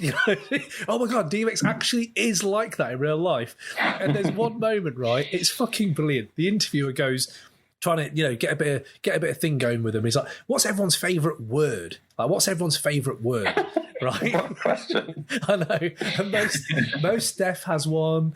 John Forte has one. Big Pun has one. They all have one. And he gets to DMX. He goes, "What's your favourite word?" You know what it is? Grrr. GRRR. I was like, that's literally the most typical DMX thing you can think of. What is it? It's a noise a dog makes. So it's not actually. Yeah. So, mate, I love that. But yeah, go on, Ray. Go on, Ray. What were you saying? So yeah, further to get into. So the beats on the album. So I'm gonna preempt it and highlight one of the worst ones, which is. I'm so glad you're saying this first. Caribbean Connection? No, it's got to Punish Me. No, if it's not Punish Me. Punish Me. If it's not Punish Me, I'm exactly. Punish Me. So just to preempt it and get ahead of it, is that Punish Me is obviously awful, and Punish Me is awful for so many reasons. Like it's basically, I guess, of those days, people would have said, I don't know, maybe you need to feature some kind of R&B tune. He already had, like I said, the one that was one of the best ones, which I disagree with what you said about the biggie one. Just the obvious choice, you know. But the right choice. Oh, you made the right choice. Yeah, you're right. Yeah, I mean, it's all right. It's overrated. Okay. But this one would be on the list. I'm not saying it's top, but it would be at the top. But yeah, Punish Me is definitely near the bottom, but for so multiple reasons. Mate. Like, I guess there's something to be said from it in terms of Punisher. Like Big Pun, it's like he's almost reluctantly done the tune because the tune is ripping it out of the girl. He's like saying you shouldn't have done that. It's just. I think what you're trying to say is that the best parts of Capital Punishment are the skits and the misogyny. Your argument so far has been skit, and then you got to Punish Me. Like the worst start. If you're ever going to go to a debate team, there's two things we don't want to talk about, or like get ahead of when we've made our argument. No. You've gone straight in, rap Brexiteer. I'm sorry, mate, right? Punish Me is so bad. I can't let it be in Crate 808. I just can't. And whoever... Well, no, Punish Me is bad, but it's the irony of it is that he's punishing you with... That's it. He's playing 3D chess. Exactly. That is the cleverness of pun. That's how we just twist you up. You're like, you thought this was bad, but that's the point of the tune. I'm just telling you is to punish you. And he's called Big Punisher, and the album's called Capital Punishment. It's so on the nose. That's how good that tune is. So think in a roundabout way. When you go into an album, right? Like when I go into an album, especially with the intro this album has, that track for it's the line from the Fresh film, isn't it? From Fresh, when it's like punishing gonna kill her, and the kid's doing that. You're, oh my god, I'm in for this. Like you're setting the mood. Then he goes to Beware, then Super Lyrical, then blah, blah, blah. And you're like, okay, you've built this world now, right? You've built a world, Pun, for me, where you are the archetypal gangster and you're a mafioso. This is mafioso rap, right? Okay. Hold on a minute. This is my Master Killer Corner moment of the whole album. On that track, he's just doing everything he's not. Like, oh no, you really hurt me. You hurt my feelings. You can't be vulnerable. Like, Mos Def is vulnerable on Black on Both Sides, right? And it works. When Big Pun tries to be vulnerable on Capital Punishment, you've set up so many things to say you're not vulnerable that when you are, it comes across corny, man. Not even corny, like just hilarious. Like, wow, that's like all the illusions of pun I had are just gone now because you're having a go at a woman for cheating on him. Just I'll give you my favourite bad lyric on that. Go on. You want me back because he hit it wrong. Now you want to get it on with the long don. Word is bond, my shit is strong. Girl, don't even start. I beg your pardon and get your hands off my 6-button cardigan. Right. I really enjoy the idea of him painting the picture for you that he's wearing a 6-button cardigan. Like, I don't know how many buttons a cardigan has, but that seems like about the right amount, right? No, that seems not enough of Big Pun, if anything. He's a fucking liar. You're like, hold on. Every average person has about 6 buttons. Big Pun clearly had double-digit buttons. Like, I'm sorry, there's something wrong there. Are we getting into slating this album? Yeah, I think Ray's argument is already slightly... It's like someone going to Donald Trump, like, oh, so, why should you be the president? He's going, I'm colluding with Russia straight away. Like, no, leave that stuff to the end. No, don't say any of that. No, but That's exactly it, though, isn't it? Because now we've got that out of the way, everything else is incredible. Okay, no, so straight away, we've not even hit the tip of the shit iceberg that is a great album that I love, but I've got reams of this shit. It's terrible. Right, okay, so this is the thing, right? We can go into this. Ray, have you got anything solid to bring now to the argument? Or otherwise, we can start bringing our accounts. So, in terms of bringing solid stuff, like we've already talked about Pun's lyricism. Pun's a top 5 lyricist, and that's the other thing about it. Is this album is like it's another one of the classic albums that what brings it up more is So he has passed away, and he's only got 2 albums that he really put together deliberately. The others were. What was it? It was a compilation album, and then ones that he featured on don't really count. So there's 2 albums, only one that he released while he was still alive. So just lyrically, like he's ridiculous. He does things that no one's done before or since. He flows his rhyming. He rhymes rhyme upon rhyme within a sentence, and then starts the next line with the rhyme that he used previously, but also makes sense within context of it. And then he carries on and he repeats this process over and over and over again and just blows other lyricists away. And this is something he just does consistently throughout the album, even on the shit tunes, which there are shit tunes.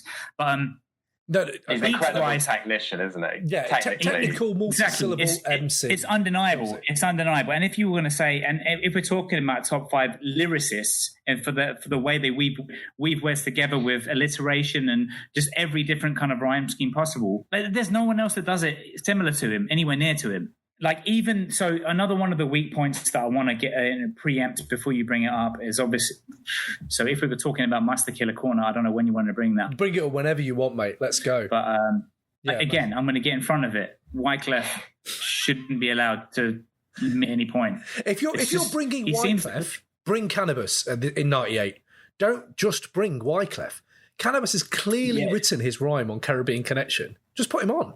The thing is, like, Cannabis was probably in the studio when they did this. Like, why? Yeah, he clearly wrote it. Wyclef is just awful. So, like, the beat is ridiculous when it comes on, and it gives you that proper inescapable head nod ability of it. But when Wyclef comes on, he just sounds like your angry dad. Basically, he's just not. It's just. Angry dad rap. I can't even remember. Just his rhymes are just so. I think it's a lifetime of hearing Pun's verse and then just skipping it when Wyclef comes on. Just like, nah, this is a mistake. Yeah. I mean, Pun starts his verse off with literally doing blowing a raspberry. That's still better. Just that 2 seconds is better than Wyclef's. I mean, that starts shit on the whole industry.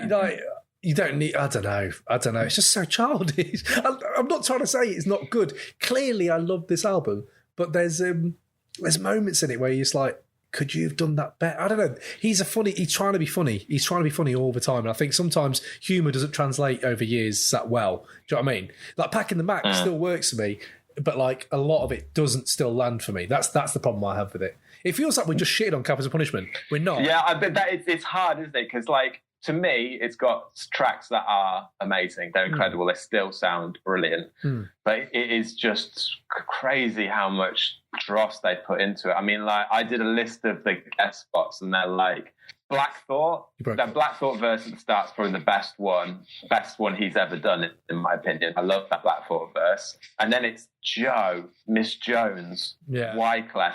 Fat Joe gets 2 verses on this album. He did one on Twins, though. Twin. We've not even talked about Twins yet. Yeah, it's fine. But there's 2 verses on this album. Triple C's gets a verse. Armageddon gets a verse. These are all terrible rappers.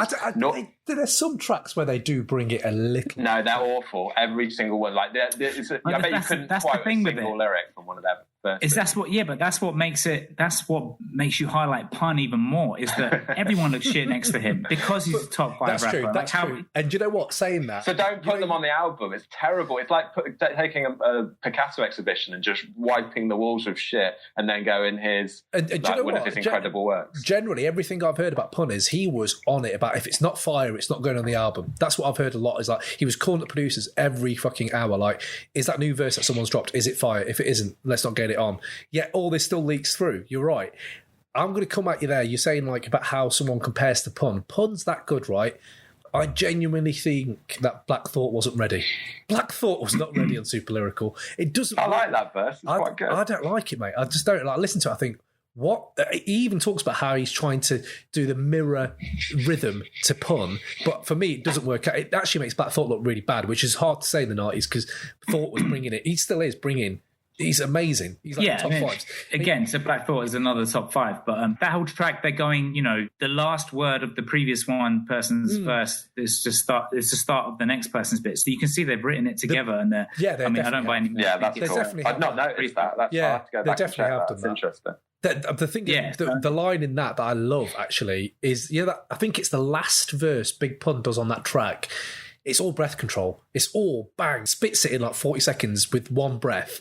And it ends on, you try to be this amazingly flavoury. And I've never heard someone use the lines amazingly flavoury since. And I was like, oh my God, he absolutely killed that. So that's one thing I would say. But this is Pun, in it. He brings these lines where you're like, okay, I've never heard that since. So I give you that. I mean, on that alone, he has a big shout to being Crate 808. Just the fact that there's Dead in the Middle of Little Italy itself is a story, an entire story in 2 lines. It's ridiculous. Yeah, and that's it. And that's the I guess the end of the argument is that line. If you're talking about verses in hip hop of all time, it's in there. It's in there, isn't it? I'm not saying it's number one, but or if you even say more specifically, lines. Dead in the middle of Italy, little did we know we riddled some middlemen who didn't do it. It's just ridiculous. And plus, the way the beat cuts out, and like, I don't think any of us were lucky enough to see, never saw that live, but I've seen YouTube videos of dropping that live. You can just imagine the energy in that crowd, just being there when the beat drops out and he's like, dead in the middle of little, and then when it kicks in again, I don't even know what Fat Joe's line is next. I don't know it. Because all you could have, because even when you're listening to it on your Walkman, on your headphones, whatever the fuck, like you're reacting to it. You're like, oh shit, and you're just not even, you don't even hear Joe. So like that must be the worst part for him, to be like, no one. He might have dropped the fucking sickest lyrics that he ever wrote, but I don't even know what they are. You still don't read, Yeah, no, it doesn't matter. It doesn't matter. I think that's the thing. I remember seeing it in Coco, like when because they dropped Dead in the Middle, Twins quite a lot, didn't they? And this was late noughties, and Rodney P was on stage, and Maceo was on the decks, and it was like a bit of a younger crowd, but they were dropping classics, and they dropped the Dead in the middle of Little Italy verse. And they stopped it. Oh, no, wait. And Maceo just called out, just absolutely savage, mate, against these kids. He was like, which one of your motherfuckers know this? And was like, oh, he goes, which one of you guys was born before this date? So he basically singled out like everyone below 20. And they're like, yeah, all the hands went up. And he went, y'all know fuck all about hip hop. Bang. And he went into Inclusive. Yeah. I was like, Maceo's just basically taken half of this crowd who've paid to see him and just gone, fuck you. Amazing. And then he dropped Twins, and you were like, to be fair, if you don't know Twins and you think you're into hip hop, then you're not into hip hop. That's what I would say. Oh, and that's the thing, and that's it, and that says the argument. I mean, I don't want to. Maybe I am kind of hanging the entire argument for this album being a Crate 808 on this one fact, but that lyric and what you just said, and how big this verse is, and that whole the beat cutting out and him dropping that verse, and the reaction that you expect. Like, if you don't react to that, you don't know shit about hip hop. Yeah. You fucking I happily play that to an 18-year-old now who's never heard it, and he needs to react appropriately. But like, if he doesn't, I'm like, you do not know. It's almost like this. That line, and that how it features could almost feature as a test for for people for all time now. Oh, listen to this. Let me just see how you claim you say you're into hip hop. Oh, okay, cool. Yeah, let me just play this and see what your reaction is. The correct reaction would be just to stop you right there, and then say the lyric yourself. Then you pass the test. But if you listen to it and then react appropriately to it, then you're into hip hop. Good, that was a good reaction. Really, you should know that tune already. Yeah. But I'll accept that. But if you don't react, exactly. And the point is that lyric on that album counts as a gauge for whether you do or don't know hip hop. That's why it should be in Crate 808. Mos Def and Ice Cube don't have anything anywhere near to that. Not in any. Okay. There's just nothing. There's no memorable lyrics that either of them have that could be used ridiculous. To define hip hop. Game over. Should we just go home now? Are we done? Can I give you a metaphor for what you're trying to say? Essentially, what you're saying is Big Pun is like the Matt Letizia of hip hop. Yes, you have to watch the dog shit Southampton side, but occasionally he comes out with one of the greatest goals of all time. Yeah. He's basically scored against Tim Flowers that goal that we all talk about. Yeah, that's what that is. You know what? Yeah, that is an appropriate. Okay, so Big Pun, Matt Letizia of hip hop. That's it. That's fine. Yeah. That's all we needed. Matt Letizia of hip hop. Can I just give you? I know we were doing the Master Killer Corner sort of as part of this one. Yeah. Some parts of it really make me laugh. Even the shit stuff does make me laugh still. Like the fact that there are 2 references to Madonna and Don't Cry For Me Argentina, which makes me think all of the Terror Squad they all went to see Evita in the cinema. It came out about that time. It was really weird thinking about that. What? I also really like on the chorus with the song with Nori, where the chorus is something like, "You come really far, and to possibly going platinum." Like, just have a bit more belief. Just say you're going to go platinum, or to possibly go platinum. That's the chorus. Yeah. You should just front and just go for it instead of going, and we're really kind of. He's modest. Really He's modest. Yeah. It's modesty coming out there. He's just a genuine guy. Okay. Just wants to be Don't put it as the chorus. It's so weird. Oh, you've leaned your whole song on that. Okay, cool. Right. Okay, Ray. So give me a few of these. Right. I need a few of these from you. Right. So, what's dated the worst and the best of this album for you? So, what's dated the best is the timeless, obviously, Twins.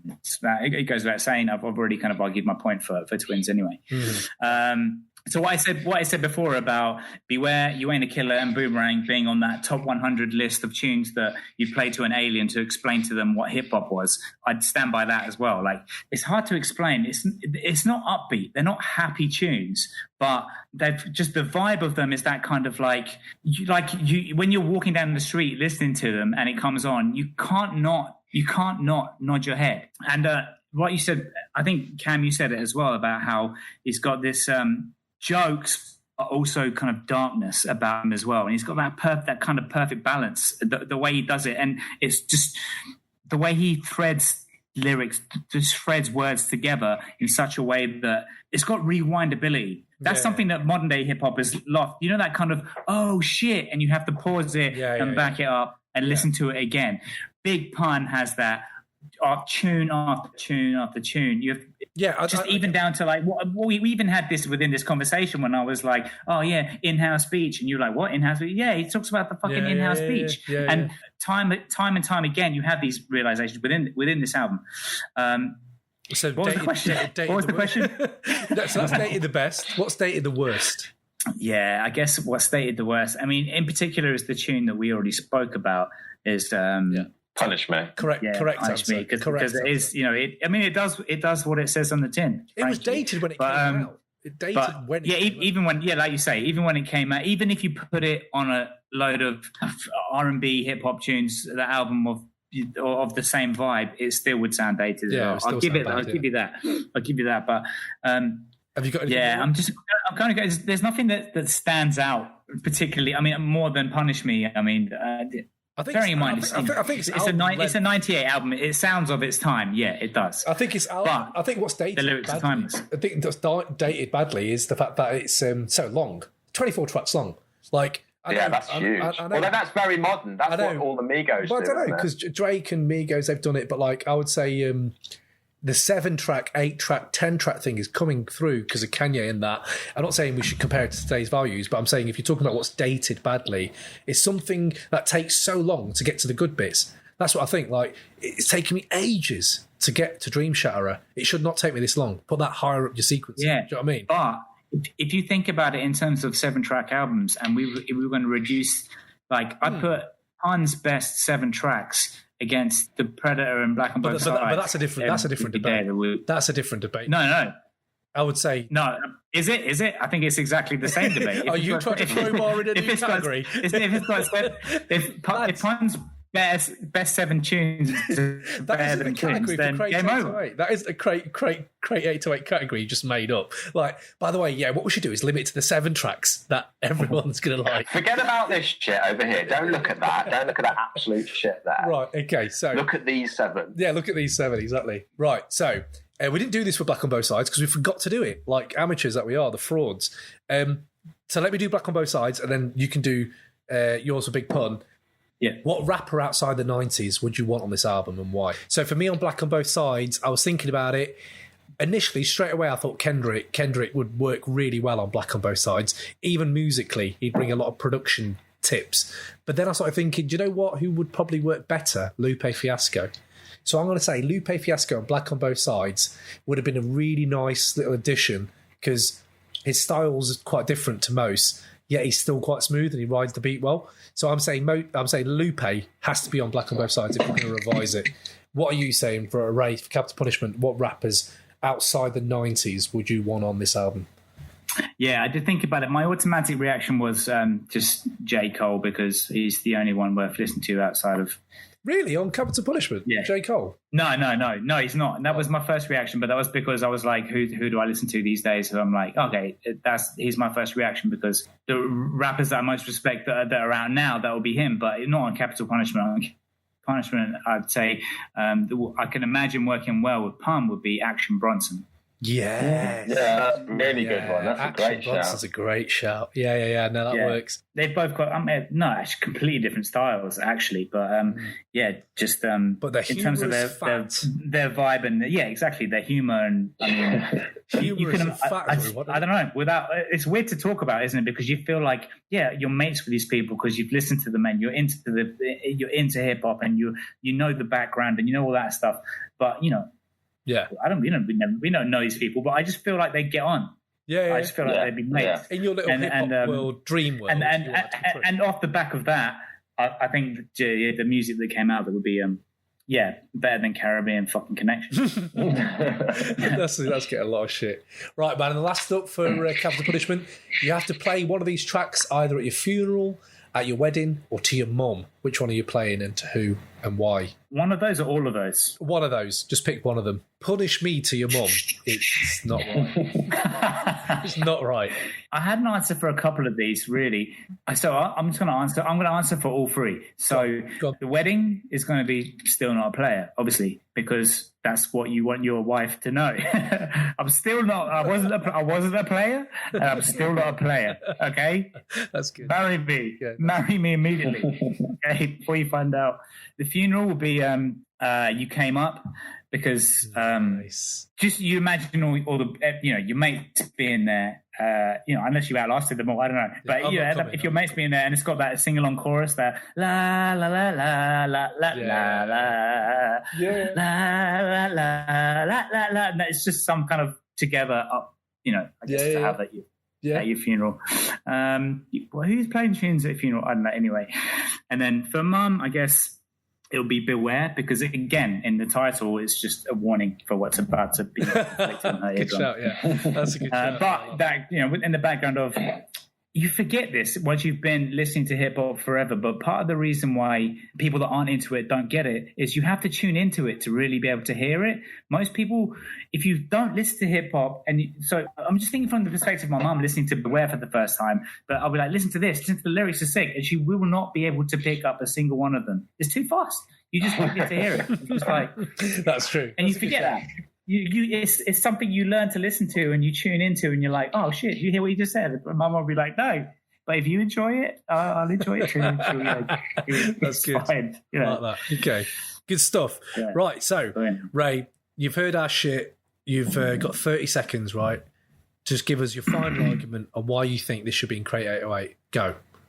The thing is, this is going to be me repeating what the argument. I think you should copy and paste what I already said about dead in the middle of little, we know that we didn't do diddly, because that's it. What I said passionately before about how it should be that line can be held up as a barometer of whether you are or are not into hip hop by your reaction to it. Okay, that's it. You don't have that. Black and Both Sides doesn't have that, and neither does Predator. See you later. Game over.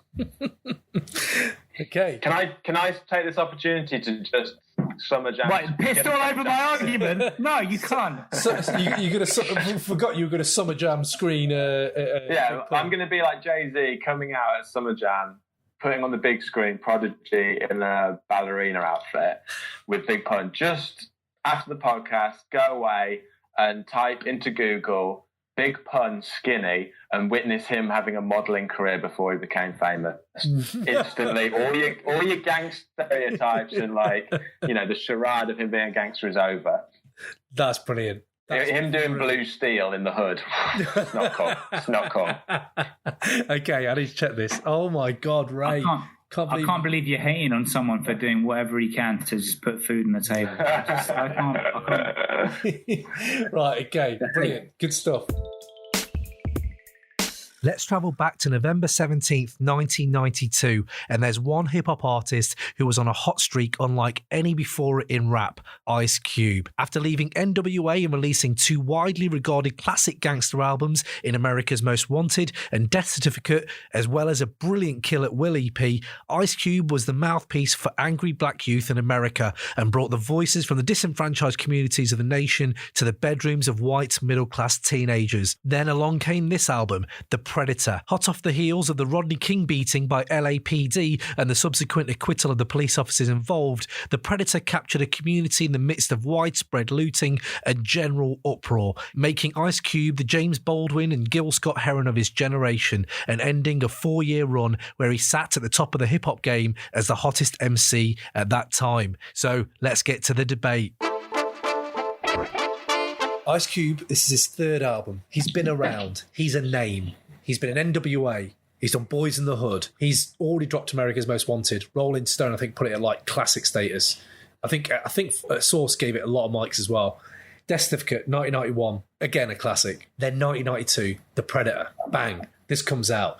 There has been rioting in LA in 1992 after the Rodney King beatings and the acquittal of the guys who were on trial for that.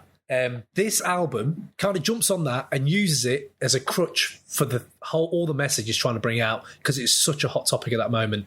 And even The Chronic that came out in 1992 had these interviews with people who were so angry during the riots. So a lot of this emanates from that. And Cube would always bring his perspective on the black experience in America from 89 with NWA. So this is kind of flammable shit. This is kind of like hot topic shit, this is, basically. So he's dropped 3 ridiculous albums in 3 years. So that is going to hype up The Predator massively. I would say it's one of the best 3-year stretches in hip-hop. What are you boys saying? The best three-year stretches in hip-hop. This has got to be up there. Woo's got the other one. Woo has, like, from 94 to probably 97, a stretch of solo albums. 93, isn't it? 93 to 96 then, of solo albums, Cuban League, all this shit came out after 36 Chambers. I would say that's up there, but Ice Cube's definitely got a 3-year. As an individual who's released 3 better albums in a row, back to back, no one. DMX? DMX. First at least. No, you can't really do it with DMX. I don't know. I think I might. Flesh on My Flesh is brilliant. And they all came out. It's but it's not like 3 albums, is it? And it's not like any of those albums either. Not like Flesh on My Flesh isn't like a classic top 20 album. No, that's true. You can't really call that. Yeah, that's true. Yeah, it has to have some on it, but the thing is, I guess the third one would be, and then there was X, and it's not great. Yeah. Okay. Give you that. I'll give you that. Yeah, so that's what I'm saying. This is how big Cube is at that point, right? So Cube is an icon. He's an icon, mate, right? And I was listening to this album, and just for context-wise, Ice Cube's a very angry man, right? He's always very angry. In fact, I would say The Predator is probably his least angry album, right? So I was doing... What?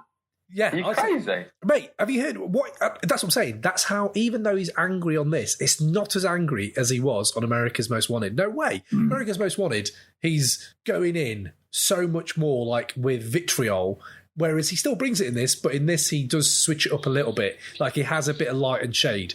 Before it was no light and shade, it was just all dark. I would say this is the album that definitely made him cross over. The fact that he dropped It Was a Good Day on here made him what he is now. He wouldn't be that. Like, this went platinum 2 times over, maybe. And I would say this is the album that made him go from what everyone knows in music to what everyone knows outside of music, where It Was a Good Day would be on all the time, radio, everywhere. And this is the album that made him cross over like that. The critical response to this was really good. Everyone was like 4 out of 5, 5 out of 5s. Hip Hop Connection, I've got the grab of the review they did, and they wrote, The Predator is far from a one-issue, one-sound LP. It's much looser, more fully rounded than Death Certificate, benefiting from the production skills of DJ Muggs and Torture Chamber. DJ Muggs is absolutely ridiculous on this album. Ice Cube has cut down just to the bloody essentials. Armageddon never sounded so good. I don't agree with that. I think there's some waste on this album that you don't need, but he does have tracks on here that are essentially kind of timeless and of that era as well, though, at the same time. So, other 1992 albums, right? This is the year of, like, The Producer. Dre came out with The Chronic. DJ Premier came out. Pete Rock came out. These super producers are coming out. And you could even say, just without The Chronic, you wouldn't have the legacy of hip-hop there is today. You just wouldn't have any Snoop. You wouldn't have Tupac. You wouldn't have Eminem. You wouldn't have 50 Cent. You probably wouldn't even have Kendrick, because in 1992 it shifted that big. This is like the end of the first golden era of hip-hop, I would say. That year, you had The Chronic, Bizarre Ride to the Far Side, Daily Operation by Gangstar, Don't Sweat the Technique by Rakim and Eric B, Redman's debut, What, Mecca and the Soul Brother, mate, Sail Smooth, Dead Serious, Daz Effects' debut album, Beastie Boys' third album, Check Your Head, House of Pains, Don't Jump Around came out in 92 as well. So many anthems that year. Arrested Development and Crisscross Totally Crossed Out, my first ever hip-hop album, came out in 1992. So that's what 1992 is saying. I was even reading a piece that said 1992 is the year that hip-hop finally became the modern sound of pop music as hard rock kind of demised. So I think For Life came out, which was went top of the Billboard charts ahead of R.E.M. And it was like, okay, this is a big shift. R.E.M. have been taken out, NWA are top. And yet in 1992 in England, I looked and we have Right Said Fred and Jimmy Nail and Snap's Rhythm is a Dancer at number 1, right? So and I think Simply Red were like number 1 in the album charts. So this is how different our countries are at this point. 92 is just like, it's definitely changing in America to this point. So NWA are top. A little bit of trivia on the artwork. Just saying the artwork so far on the albums, Capital Punishment's artwork's awful, whereas I love the Black on Both Sides artwork, and I really enjoy the Ice Cube artwork. And a little bit of Easter egg for you. You know that pipe he's holding? Do you know who gave it to him? That was Be Real from Cypress Hill. Gave him that pipe. Oh, that's cool. Yeah, so it's a little bit of... And Leonardo DiCaprio, massive fan, apparently, of Predator. So I read that the other day. Yeah, that's cool. So he's into him. Here's a bit of trivia I never knew, right? You know the Bad, Martin Scorsese directed Michael Jackson's Bad video? You know the 20-minute version, right? Yeah. There's one section in it, and I remember watching it as a kid, where they're leaning up against the car. In the background is one of Ice Cube's first ever tracks bumping. I was like, that's cool. I never knew that about Ice Cube. Wicked. I'm going to hand it over to James to tell me about why he thinks the Predator should be in Crate 808. But can I just point out here, right? These are 3 of the most charismatic choices of MCs. Ice Cube has got charisma for days. Big Pun is charisma, and Mos Def's charisma is also quite high. You can see how he is on screen. So I would say this has got to be like the most charismatic 3 artists of the 90s coming out. Tell me, Jambo, what you're saying about the Predator. Go. Well, yeah, I was going to start it differently, but like just you talking about the charisma. Ice Cube probably out of the 3 MCs we're talking about today is probably the least technical. However, I always think that he gets his message across with a lot more charisma and clarity than the other 2. He's not trying to be a technical MC winning a battle. He's just trying to get his message across. And like that throughout the album, he just kind of, like his use of like onomatopoeia, just his voice as an instrument is incredible. Like you can hear his passion throughout it, and that's what makes him a great MC. But as far as the album goes, I guess you can't really talk about it without talking about the LA riots and explaining them. I don't want to white-splain the LA riots. That's the whitest person on this podcast. But being as you didn't include it in your intro, the LA riots were basically a black motorist, Rodney King, was pulled out of his car and beaten on videotape by a group of police officers who were then acquitted of the crime, and basically sparked riots that caused, what was it, like $2 billion of damage in LA. It was a huge event. There's a really good documentary on Netflix, LA 92, which delves really well into the whole thing. I should have watched that as part of my my sort of research for this. Basically, the album is like a sort of dark revenge fantasy. It's Ice Cube talking about what he wants to do to the police officers who are involved, how he feels about the government. It's kind of him speaking for a community, which I find really interesting.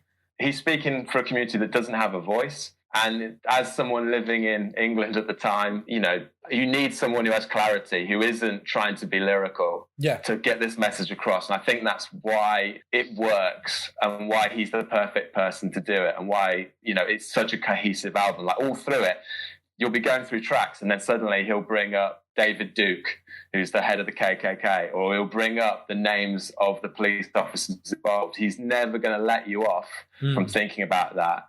Yeah, and it's good one. It's just it's like you say, one of the most angry albums of all time, and an incredibly like hard album. It's dark and very tough. He's a beast at these years. I think in 91, Sourcegate made him the Artist of the Year. I read that. He's just a beast. At this point, he's top of the game. Like, no, this is how big he was in 1990 to 92. Yeah. And he keeps getting better. So when you watch this, the Gorillas and the Mist stuff that he did as well, I would say the thing he does really well on this album, with that talking for a community, he mixes it up with beats that could be something completely different. Like DJ Muggs' bass lines on this, you can be like, oh my God, this is a banger, like an actual party banger.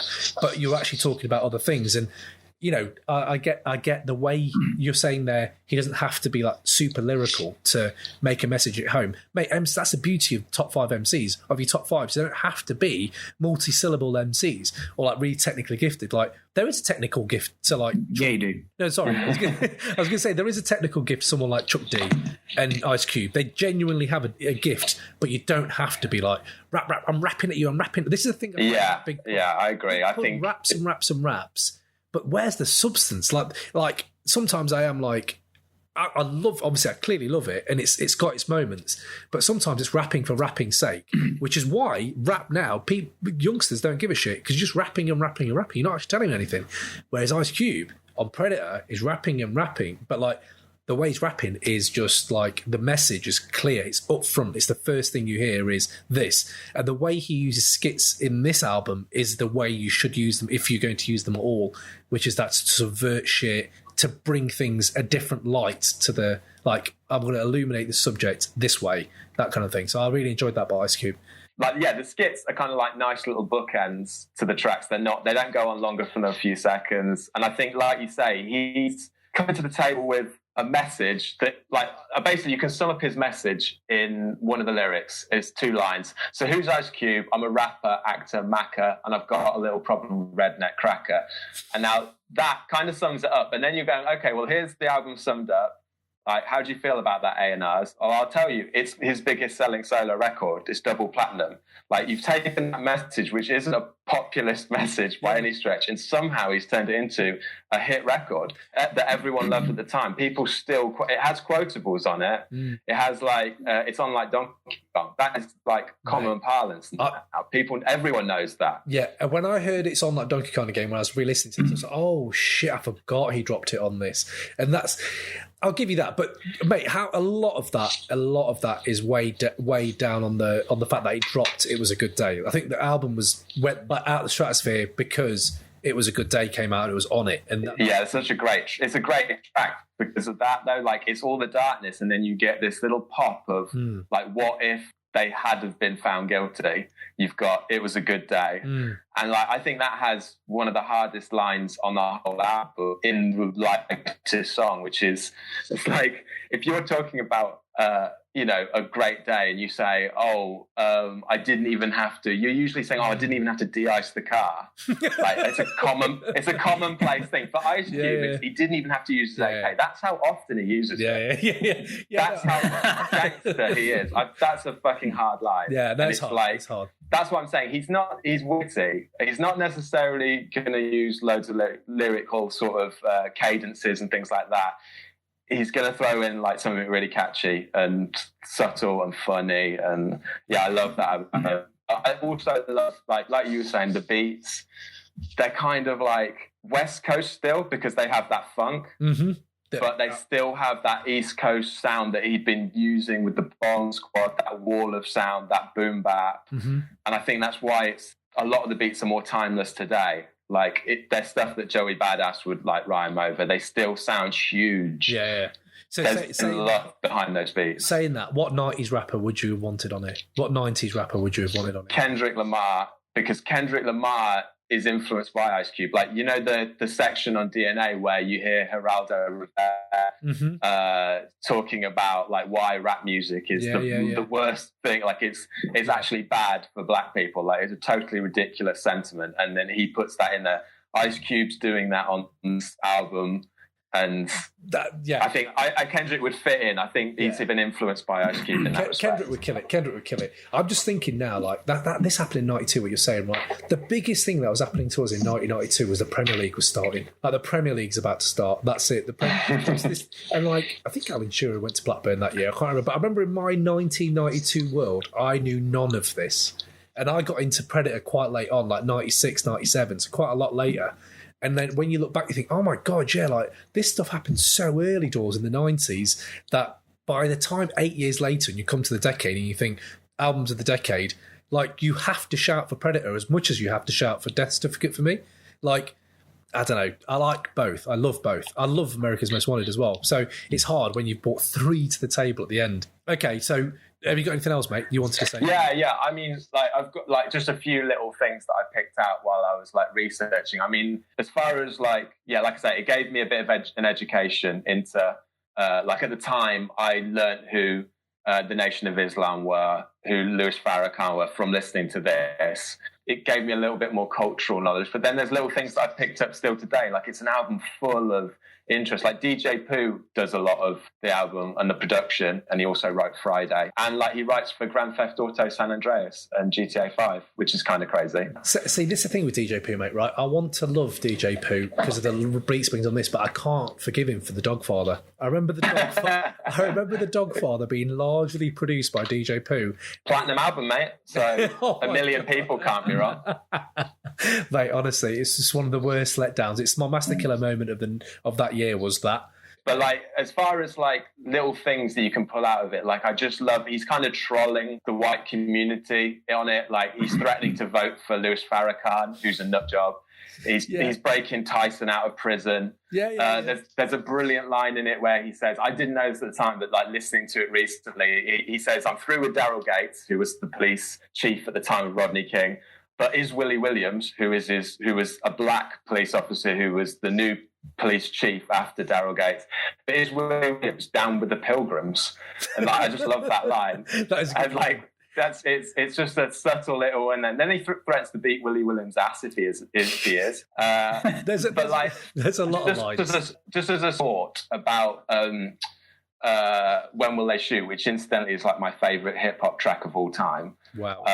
It's a Queen sample on it. It's a stomp. It's like boom, boom, stomp, boom, boom, stomp. Really, and like, yeah. When I was standing the other day thinking, that's white people in a concert hall stomping. And then Rodney King was stomped on by white police officers. And it's essentially, he's turning something that is like white aggression into that's deep. That is deep. Sort of song. Yeah. It's like, it's got levels to it. I did love that. Maybe that's just me being too stoned. No, it's deep. I get it. That thing on that track as well. What I love, he owns a lot of the stuff. The thing, my argument's going to come in a bit, but there's a lot of contradictions to Cube. There's a lot of contradictions, and on this, what I loved is the fact that when he's not doing what he thinks he has to do, he actually is like putting people in their place really well about subjects that still resonate today. So like in the When Will They Shoot, he uses the line America First in that as well, which I was like, that's interesting. That's still that's still a thing now. And then I was thinking, there's a line at the end where he goes, "A black woman is my manager and not in the kitchen, so stop bitching." That is actually a fucking wicked track. If only you hadn't made the atrocity that is Dirty Mac, like, afterwards, then, you know what? That's what I mean. It holds weight. But there's these awful contradictions. Dirty Mac's not that bad. The worst one is Don't Trust Him. Don't Trust Him is awful. Dirty Mac, I'll put it out there now, my master killer moment for this is his first verse on Dirty Mac. Like, hold on a minute, I've got it here. Hold on. Let me just bring it. If we're going to just go there. "There's a new girl on my street. I'm an introducer to my meat. I'm out. I don't need, right? There's a new girl on my street. I'm an introducer to my meat." Well, sure he's not saying my mummy. No, he has a lot of these random lines. But honestly, Ice Cube's one of the few guys you could drop, like, and you get different things every time. Like, hold on, there's one as well where he goes, but there he says, "This was good. I'll still be the host friend." I mean, it's not exactly feminism 101, but it's a positive message. At least he's not pistol whipping him. Okay, I get that. But like, what's that one in "We Had to Tear This Motherfucker Up"? By the way, that beat, we talk about like what would you play to whatever. I would play that at my daughter's wedding, walk her into that bass line. That bass line is so funky. When I'm walking, it changes the way I walk. So like, I'm like, holy shit, I'm like Mr. Soft in them Treble Mints adverts, you know what I mean? Like, I'm actually walking like the funk is genuinely within you. It's like ridiculous. And that he has ridiculous lines, mate, right? Let me pick some of these out, right? "Hotter than cayenne pepper, cussed, bust, kicking up dust is a must. I can't trust a cracker in a blue uniform, sticker like a unicorn." What? You stuck someone like a unicorn? Like, what does that mean? Mate, I've tweeted, Reddit, everything. I can't find it anywhere. What does it mean to stick someone like a unicorn? So I don't know what that means. And the second thing, right, it's got to be one of the most dated brags of all time, is on there where he talks about tearing up shit with fire, shooters, looters. Now I got a laptop computer. And you're like, wow, wait. Like, it is funny. That is funny. That line's funny, but it makes sense because he's looting shops. So he's just nicked a laptop computer. No, I get it. But I'm just saying, like, you know, when you look at like the datedness of something where you're like, what else is dated really badly? Like, no one says laptop computer like, oh my God, I just got a laptop computer. Every fucker's got one. But it's also like remember Sky Pages in the late 90s? Sky Pages were a thing. Yeah. Everyone was rapping about Sky Pages. No one does that anymore. Anyway, but yeah, no, there's loads of lines he comes out with that. Do you want me to give you two of my favourites? Go on. So Lawrence Powell was one of the cops who beat Rodney King, and just at one point he just throws in, "Born wicked, Lawrence Powell, foul, cut his fucking throat," and I smile. How dark is that? Oh God, mate, that's fucking sinister, isn't it? Mate, isn't there one where he goes over to his house and he fucks him with a broomstick, and you're like, holy shit! And this is the least angry Ice Cube album. I know, this is his most popular album. This is the hit album, and like, there's the other one that I like is that Cube is amazing at like making a sort of anti-government conspiracy theory, paranoid feel to his tracks, and I liked they killed JFK in '63. So what the fuck you think they'll do to me? Yeah. Love that. There's a lot of good lines like that. There is. Okay, so you've made your argument. Is there anything else you wanted to say? Hey, whoa. No, he's made his argument. So no. But are you saying at that point that you don't believe that they killed JFK? No, I'm just saying he's in. You said that's a conspiracy. I'd say it's true. It's true. Yeah. When I'm not going to get into, I'd say they probably did kill JFK. It's just good to know where you stand on the important points. Who are they, though, Ray? Who are they? What do you mean by that? Exactly. Right. Also, on his latest album, by the way, he talks about walking home on his iPhone, and then he got attacked by a drone. It doesn't like the government. No, that's what I'm saying. Maybe he's the Bill Hicks guy here. I'm thinking New World Water, those conspiracy theories, mathematics, or most deaf. No, it's Ice Cube. They all love a bit of red pilling, mate. That's what it is. Okay. So is there anything else, mate, you had for your argument for why it should be incredible? I've got my final argument. Okay, well, hold on. Hold if you want that 30-second. Hold tight on your final argument.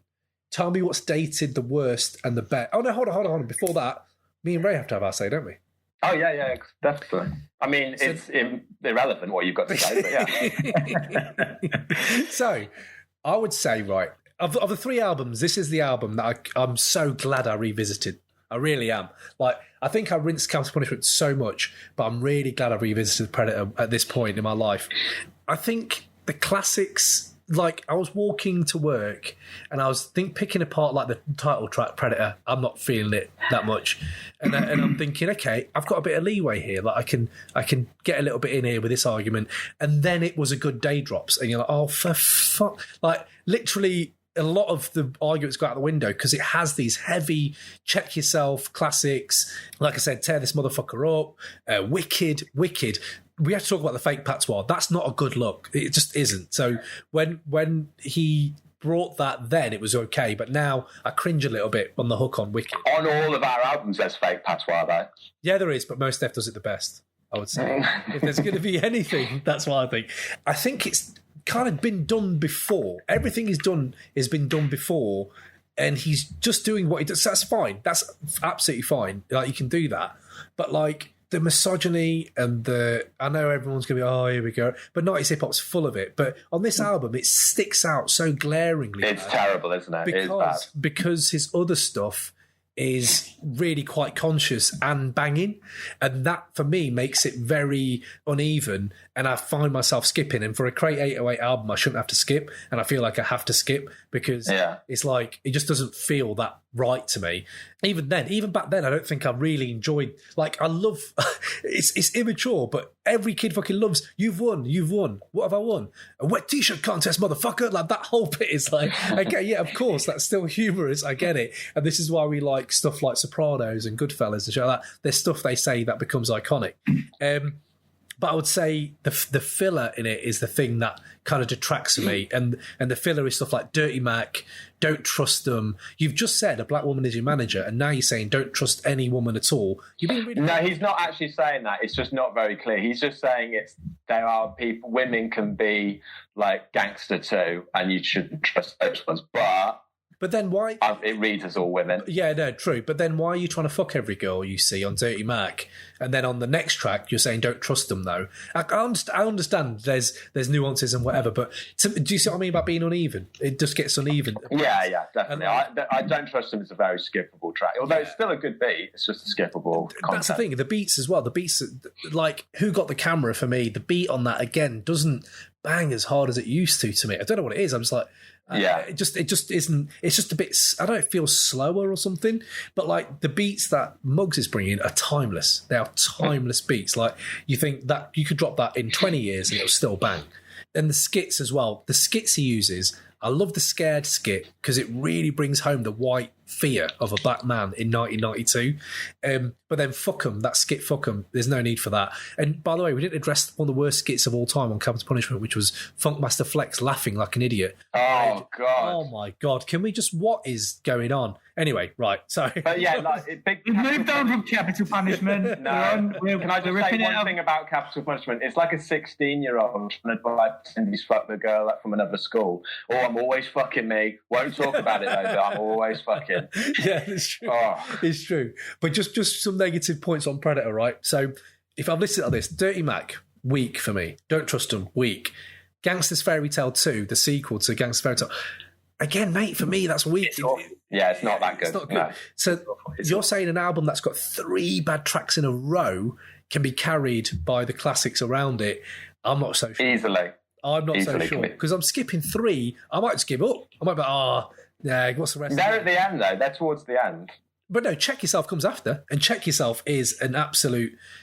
It's amazing, but I think he, again, is like pushing this stuff like against AIDS. Like, there's AIDS hysteria bullshit in there as well. You're like, fucking hell, people really were very quite ignorant about AIDS then. I think he starts... I can't remember what he says, but it's all that stuff, you know, especially before Easy died. I think Easy died after this, right? So... yeah, I think like there's a lot of woman bashing, a lot of AIDS hysteria, a lot of all this shit where you think like if only you'd kept a bit more of the black woman is my manager sitch going on, I'd be all right. But the integration skit is brilliant. So there's some great skits. He has some wicked moments like that.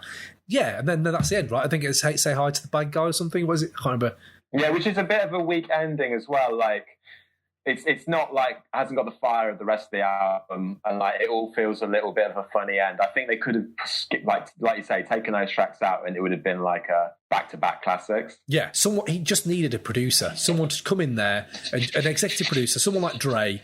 Like Dre, look at the stuff he dropped in 90s. Dre, what he produced himself, there's not a lot of filler. He knew when to say, nah, cut that. Nah, cut that. And sometimes he got it wrong, fair. But like, even on 2001, you would say like there's some filler, but it kind of all bangs. I would say with Predator, it's too contradictory, it's too uneven, and I would say that it has appeal, but like, what's Ice Cube's legacy really from this? That he became mainstream. On his own terms, maybe, but definitely not his own terms in the last 10 years or like last 15 years. He's very much pandered to what he is.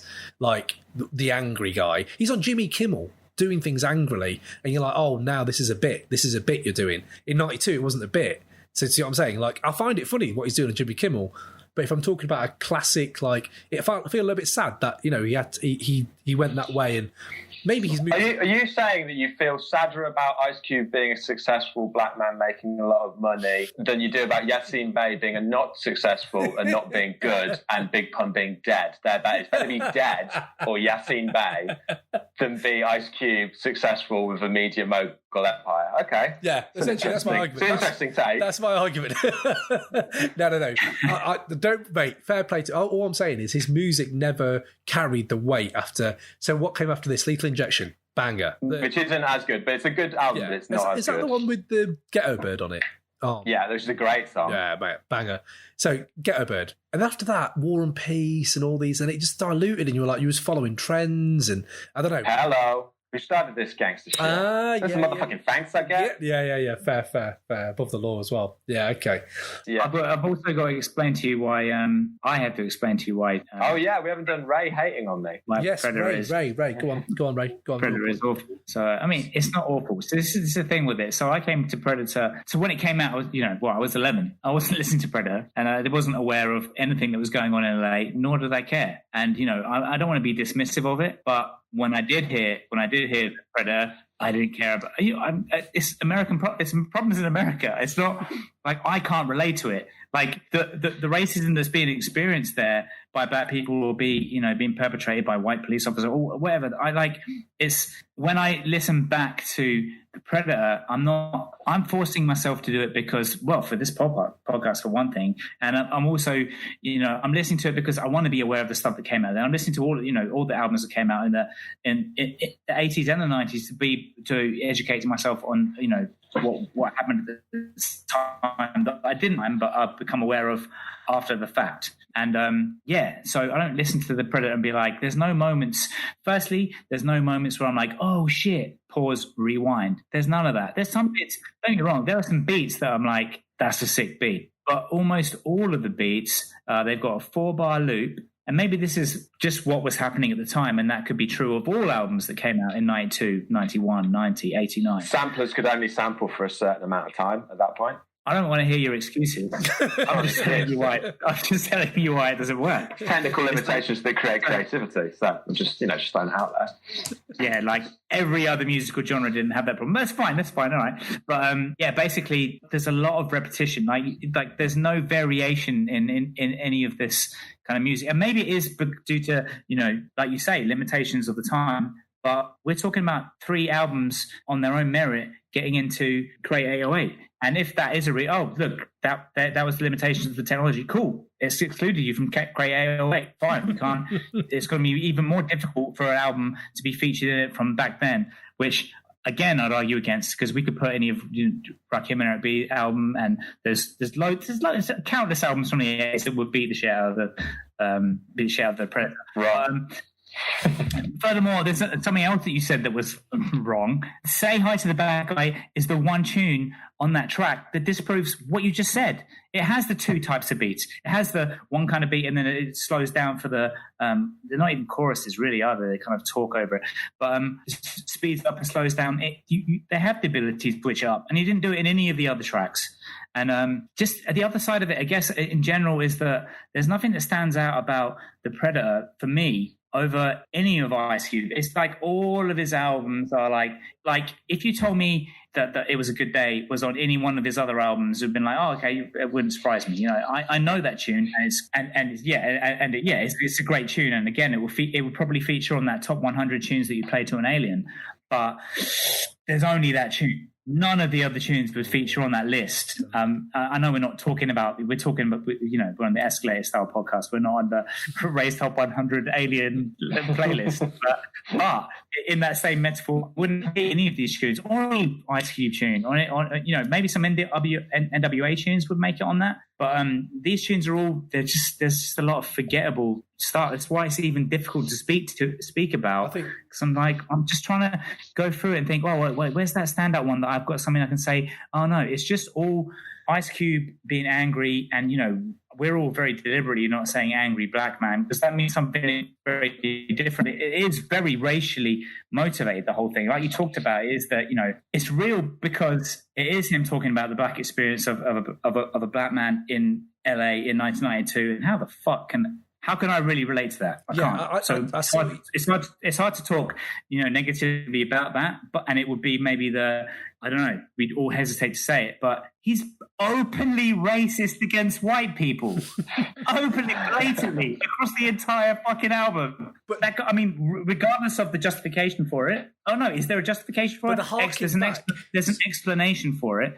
But there's a harking back in that skit, isn't there, about the white women being afraid, saying, "I love your music, but you're very racist, and I didn't know you'd be this racist." So what I would say, even though I'm kind of like with you on like we can't relate, but the 2 points I would make is the fact that the beauty of hip hop is it's always been stuff I can't relate to, but I get into. And the second thing is, on that skit, at least Ice Cube is knowingly aware of it, that you might be stepping onto that stage where he's saying, "Or you lot of crackers, but I've put a skit in here that's putting the mirror back up to yourselves, and this is what you sound like." But you have a black woman there saying, "Yeah, but what are we supposed to do when we're getting killed all the time?" There's this kind of war going on in the album where he does show the mirror. But like, I'm not discounting Ray's point completely, but I do get that he's at least, Ice Cube at least is acknowledging it in parts of this album. But I also think like what Ray's saying is, we talk about timeless, like, it's pertinent now. Of course it is. It's pertinent in 2018 about the black experience in America. I'm just interested to see when we go back in 30 years' time how it'll sound. Like, will it sound like, oh my God, do you remember that time? Or will it be like, God, depressingly, that's still true? Because imagine, it is depressingly still true. Do you know what I mean? Who got the camera could be adapted now for people with phones, and when these guys are getting strangled, and by police and whatever. I know Ray's a policeman, so I'm not going to go too far into this, but I'm saying like, it's relevant. And the thing is as well, speaking as a police officer of 10 years, is that the experience of filling that role in two different countries. It is notably different in the UK and in Australia than I can begin to imagine how it is in America. But what these albums, and all of this music that we listen to that paints a picture of America, is that it is segregated seems too strong a word, but there is that us and them perspective that is represented in Predator, the whole album, and maybe that is, I guess that must be the reality of what they're living over there, and that and maybe it is, if you look at what I guess. Like you suggested earlier, that Kendrick would be a good feature on this album because he represents the same thing. Maybe that represents that these problems are still present and prevalent in American society. But, I guess we're not that. And we're talking about our Crate 808, and I'm saying it should be in there. Well, I guess it depends on how you look at the Crate 808. But it's kind of like saying, oh, like you just went to the cinema to watch 12 Years a Slave, and then you go, what did you think? Oh, I couldn't relate to it. Like it's a piece of artwork that tries to help you to understand how it feels to be living in LA and having this. And I think we can all feel Cube's anger on it. We can all feel the rage. We can he creates like a soundscape of voices, of his voice, of like police brutality. And I think that's why it's a successful album. from that respect. But yeah, if you took it as like, is it relevant to us living in the UK or Australia? Yeah, maybe not. But I don't think that's what that's about. I think that's about putting you in the shoes of someone else. So tell me this then. Right, tell me this. Yeah, but that exact statement could be applied to any dog shit album that you listen to. Oh yeah, but that's not what art's about. It's about trying to put yourself in their shoes. So but like Capital Punishment, you don't. What do you get? What do you learn about Big Pun? Okay, he's a good technical rapper. Also, you learn that he fucks a lot and shoots a lot of people, and like that's about it. Like that's kind of all you get from. He's also a joker, and there's lines you can listen to over and over again and get more and more meanings. You don't learn how he feels. Pun's been hamstrung by the fact he's dead, though. Like, end of the day, he could have made a Predator album. He could have made an album that's more insightful about who he is. Coulda, woulda, shoulda. He made 100% instead. And mate, yeah, baby, I'm sorry, but there's a reason that was my voicemail message for so long. And what is your Master Killer corner of this album? Oh, the misogyny, easily. Like, yeah, like it's just terrible. Like, I'm not going to go into specific lyrics. Yeah. There's whole tunes that probably are a bit grating and bad. They're musically good, but yeah, in terms of the message, not great. Yeah, Cube let himself down a little bit. Okay, so if you could have one of these songs to play either to your mum, at a funeral, or at a wedding, which one it would be? I don't know, I struggled with this one, but I was thinking at a funeral playing the Predator and having "You can't kill what can't be killed" at the start of it, and everyone going, is he dead? Or is he going to come back? Is that what they're trying to say by playing this song? Would be amusing. That could be amazing. By the way, just going on that, right, what a weird thing to build a concept for an album around. We're going to build a concept for an album around Predator 2. Not even Predator 1. Like, you're using Predator 2. Why is that? Yeah, but I think there is a reason for it. I'm not definitely sure. I should have done the research on it, but didn't Bill Clinton and Hillary Clinton talk about super predators at this time? Young black men who are like with guns and stuff like that, and it was basically a racist dialogue. And I think he's saying he's like the predator. He's taking that and turning himself into the predator, stalking the streets of cities and like their worst nightmare. So I was thinking that it was the case as well, and I was thinking, it's probably that line from the New York news story. Looked it up. No. He's got a video. He goes, wanted to call it Predator because I just wanted to be a bit more menacing. All right, okay. So that's your thing. Like, I want to be a bit more menacing, and I was like, oh no, I really should have watched this YouTube video, and that really called it out. I'll send the link. There should have been more lyrics about Evita. Yeah. That would have been the film to sort of base your album around Evita. Put an Evita. Does the example, is there an Arnold Schwarzenegger? Am I imagining it? Isn't there an Arnold Schwarzenegger sample in there where he's going, "I'll be back"? There's that "I'll be back." Yeah, there is. Yeah. That is Arnold Schwarzenegger, isn't it? Yeah. Talking of them good little samples, Adrian. You've seen him. You see how strong he is. That's the other thing. It occurred to me that I didn't mention it. The whole thing from Rocky IV. Yeah, you've seen him. You see how strong he is. You can't win. Exactly. That should have been a section of best samples as well, because that's. Yeah, that is great. No. When Big Pun dropped that, it was another level. I have to say as well, that is the best montage for literally no reason that's ever been in a film, apart from maybe advertising, where Rocky just gets into his Lamborghini and drives for 3 minutes whilst No Easy Way Out plays. It's amazing. Iconic 90s moments. So, right. It's genuine. Put that in Crate 808. Yeah, that should go in Crate 808. So, Jambo, you've got 30 seconds, mate, to make your final argument, and your time starts now. Okay, Black on Both Sides is a conscious album. And Capital Punishment is a street, hard album. Predator's more socially conscious and relevant than Black on Both Sides and harder than Capital Punishment. It's not just a great record, it's a great piece of art. It gave a community a voice, a community that didn't have power, it gave them a voice. You can't say that about either of those other albums. Bang. Ooh, 7 seconds left to spare. Look at that, killed it.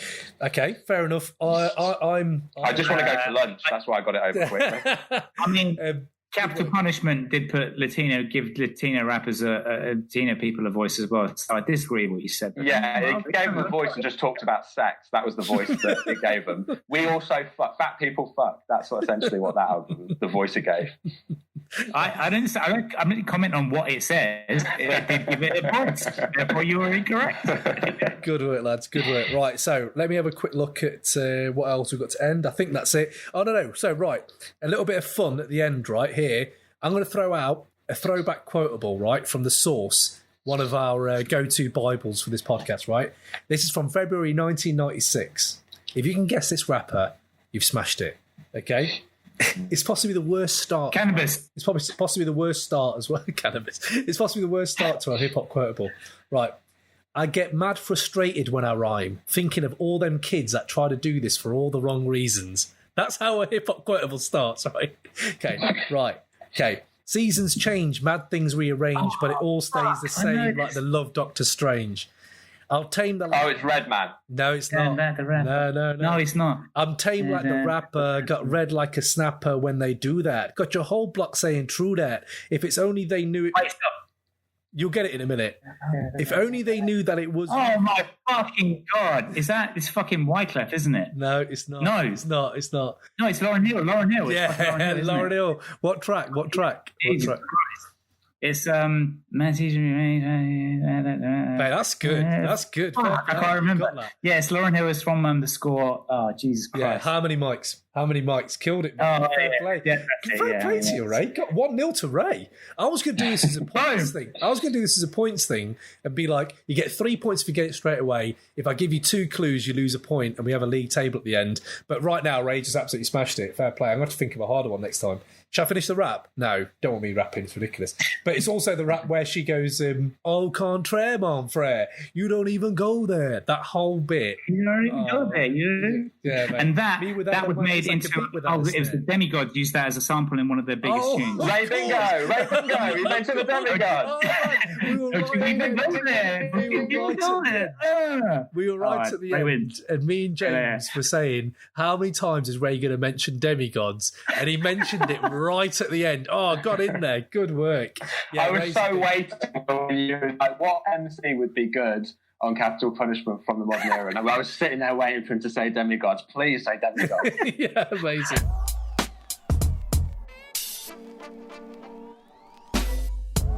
Well, there we go. That's the first episode of Crate 808 done. Hope you guys enjoyed it. Apologies for the huge running time, but hopefully now you'll be interested enough to subscribe because we'll have some killer guests coming on in the future. If you want to get in touch with us regarding anything from Master Killer moments to hip-hop trivia or albums you'd like us to feature or review, please hit us up with an email to crate808@gmail.com or catch us on Twitter @crate808 or peep our Instagram @crate_808. Alternatively, you can use #crate808 to give us a shout, and also want to give a big shout out to Grindhouse Music for providing the beats on this show, and big love to all the hip hop podcasts out there doing their thing, from Notorious POD, Shotgun the Orcs, Killer Keller doing his thing, and Swatches and Boomboxes. All of you, we appreciate all the love. So until next time, peace.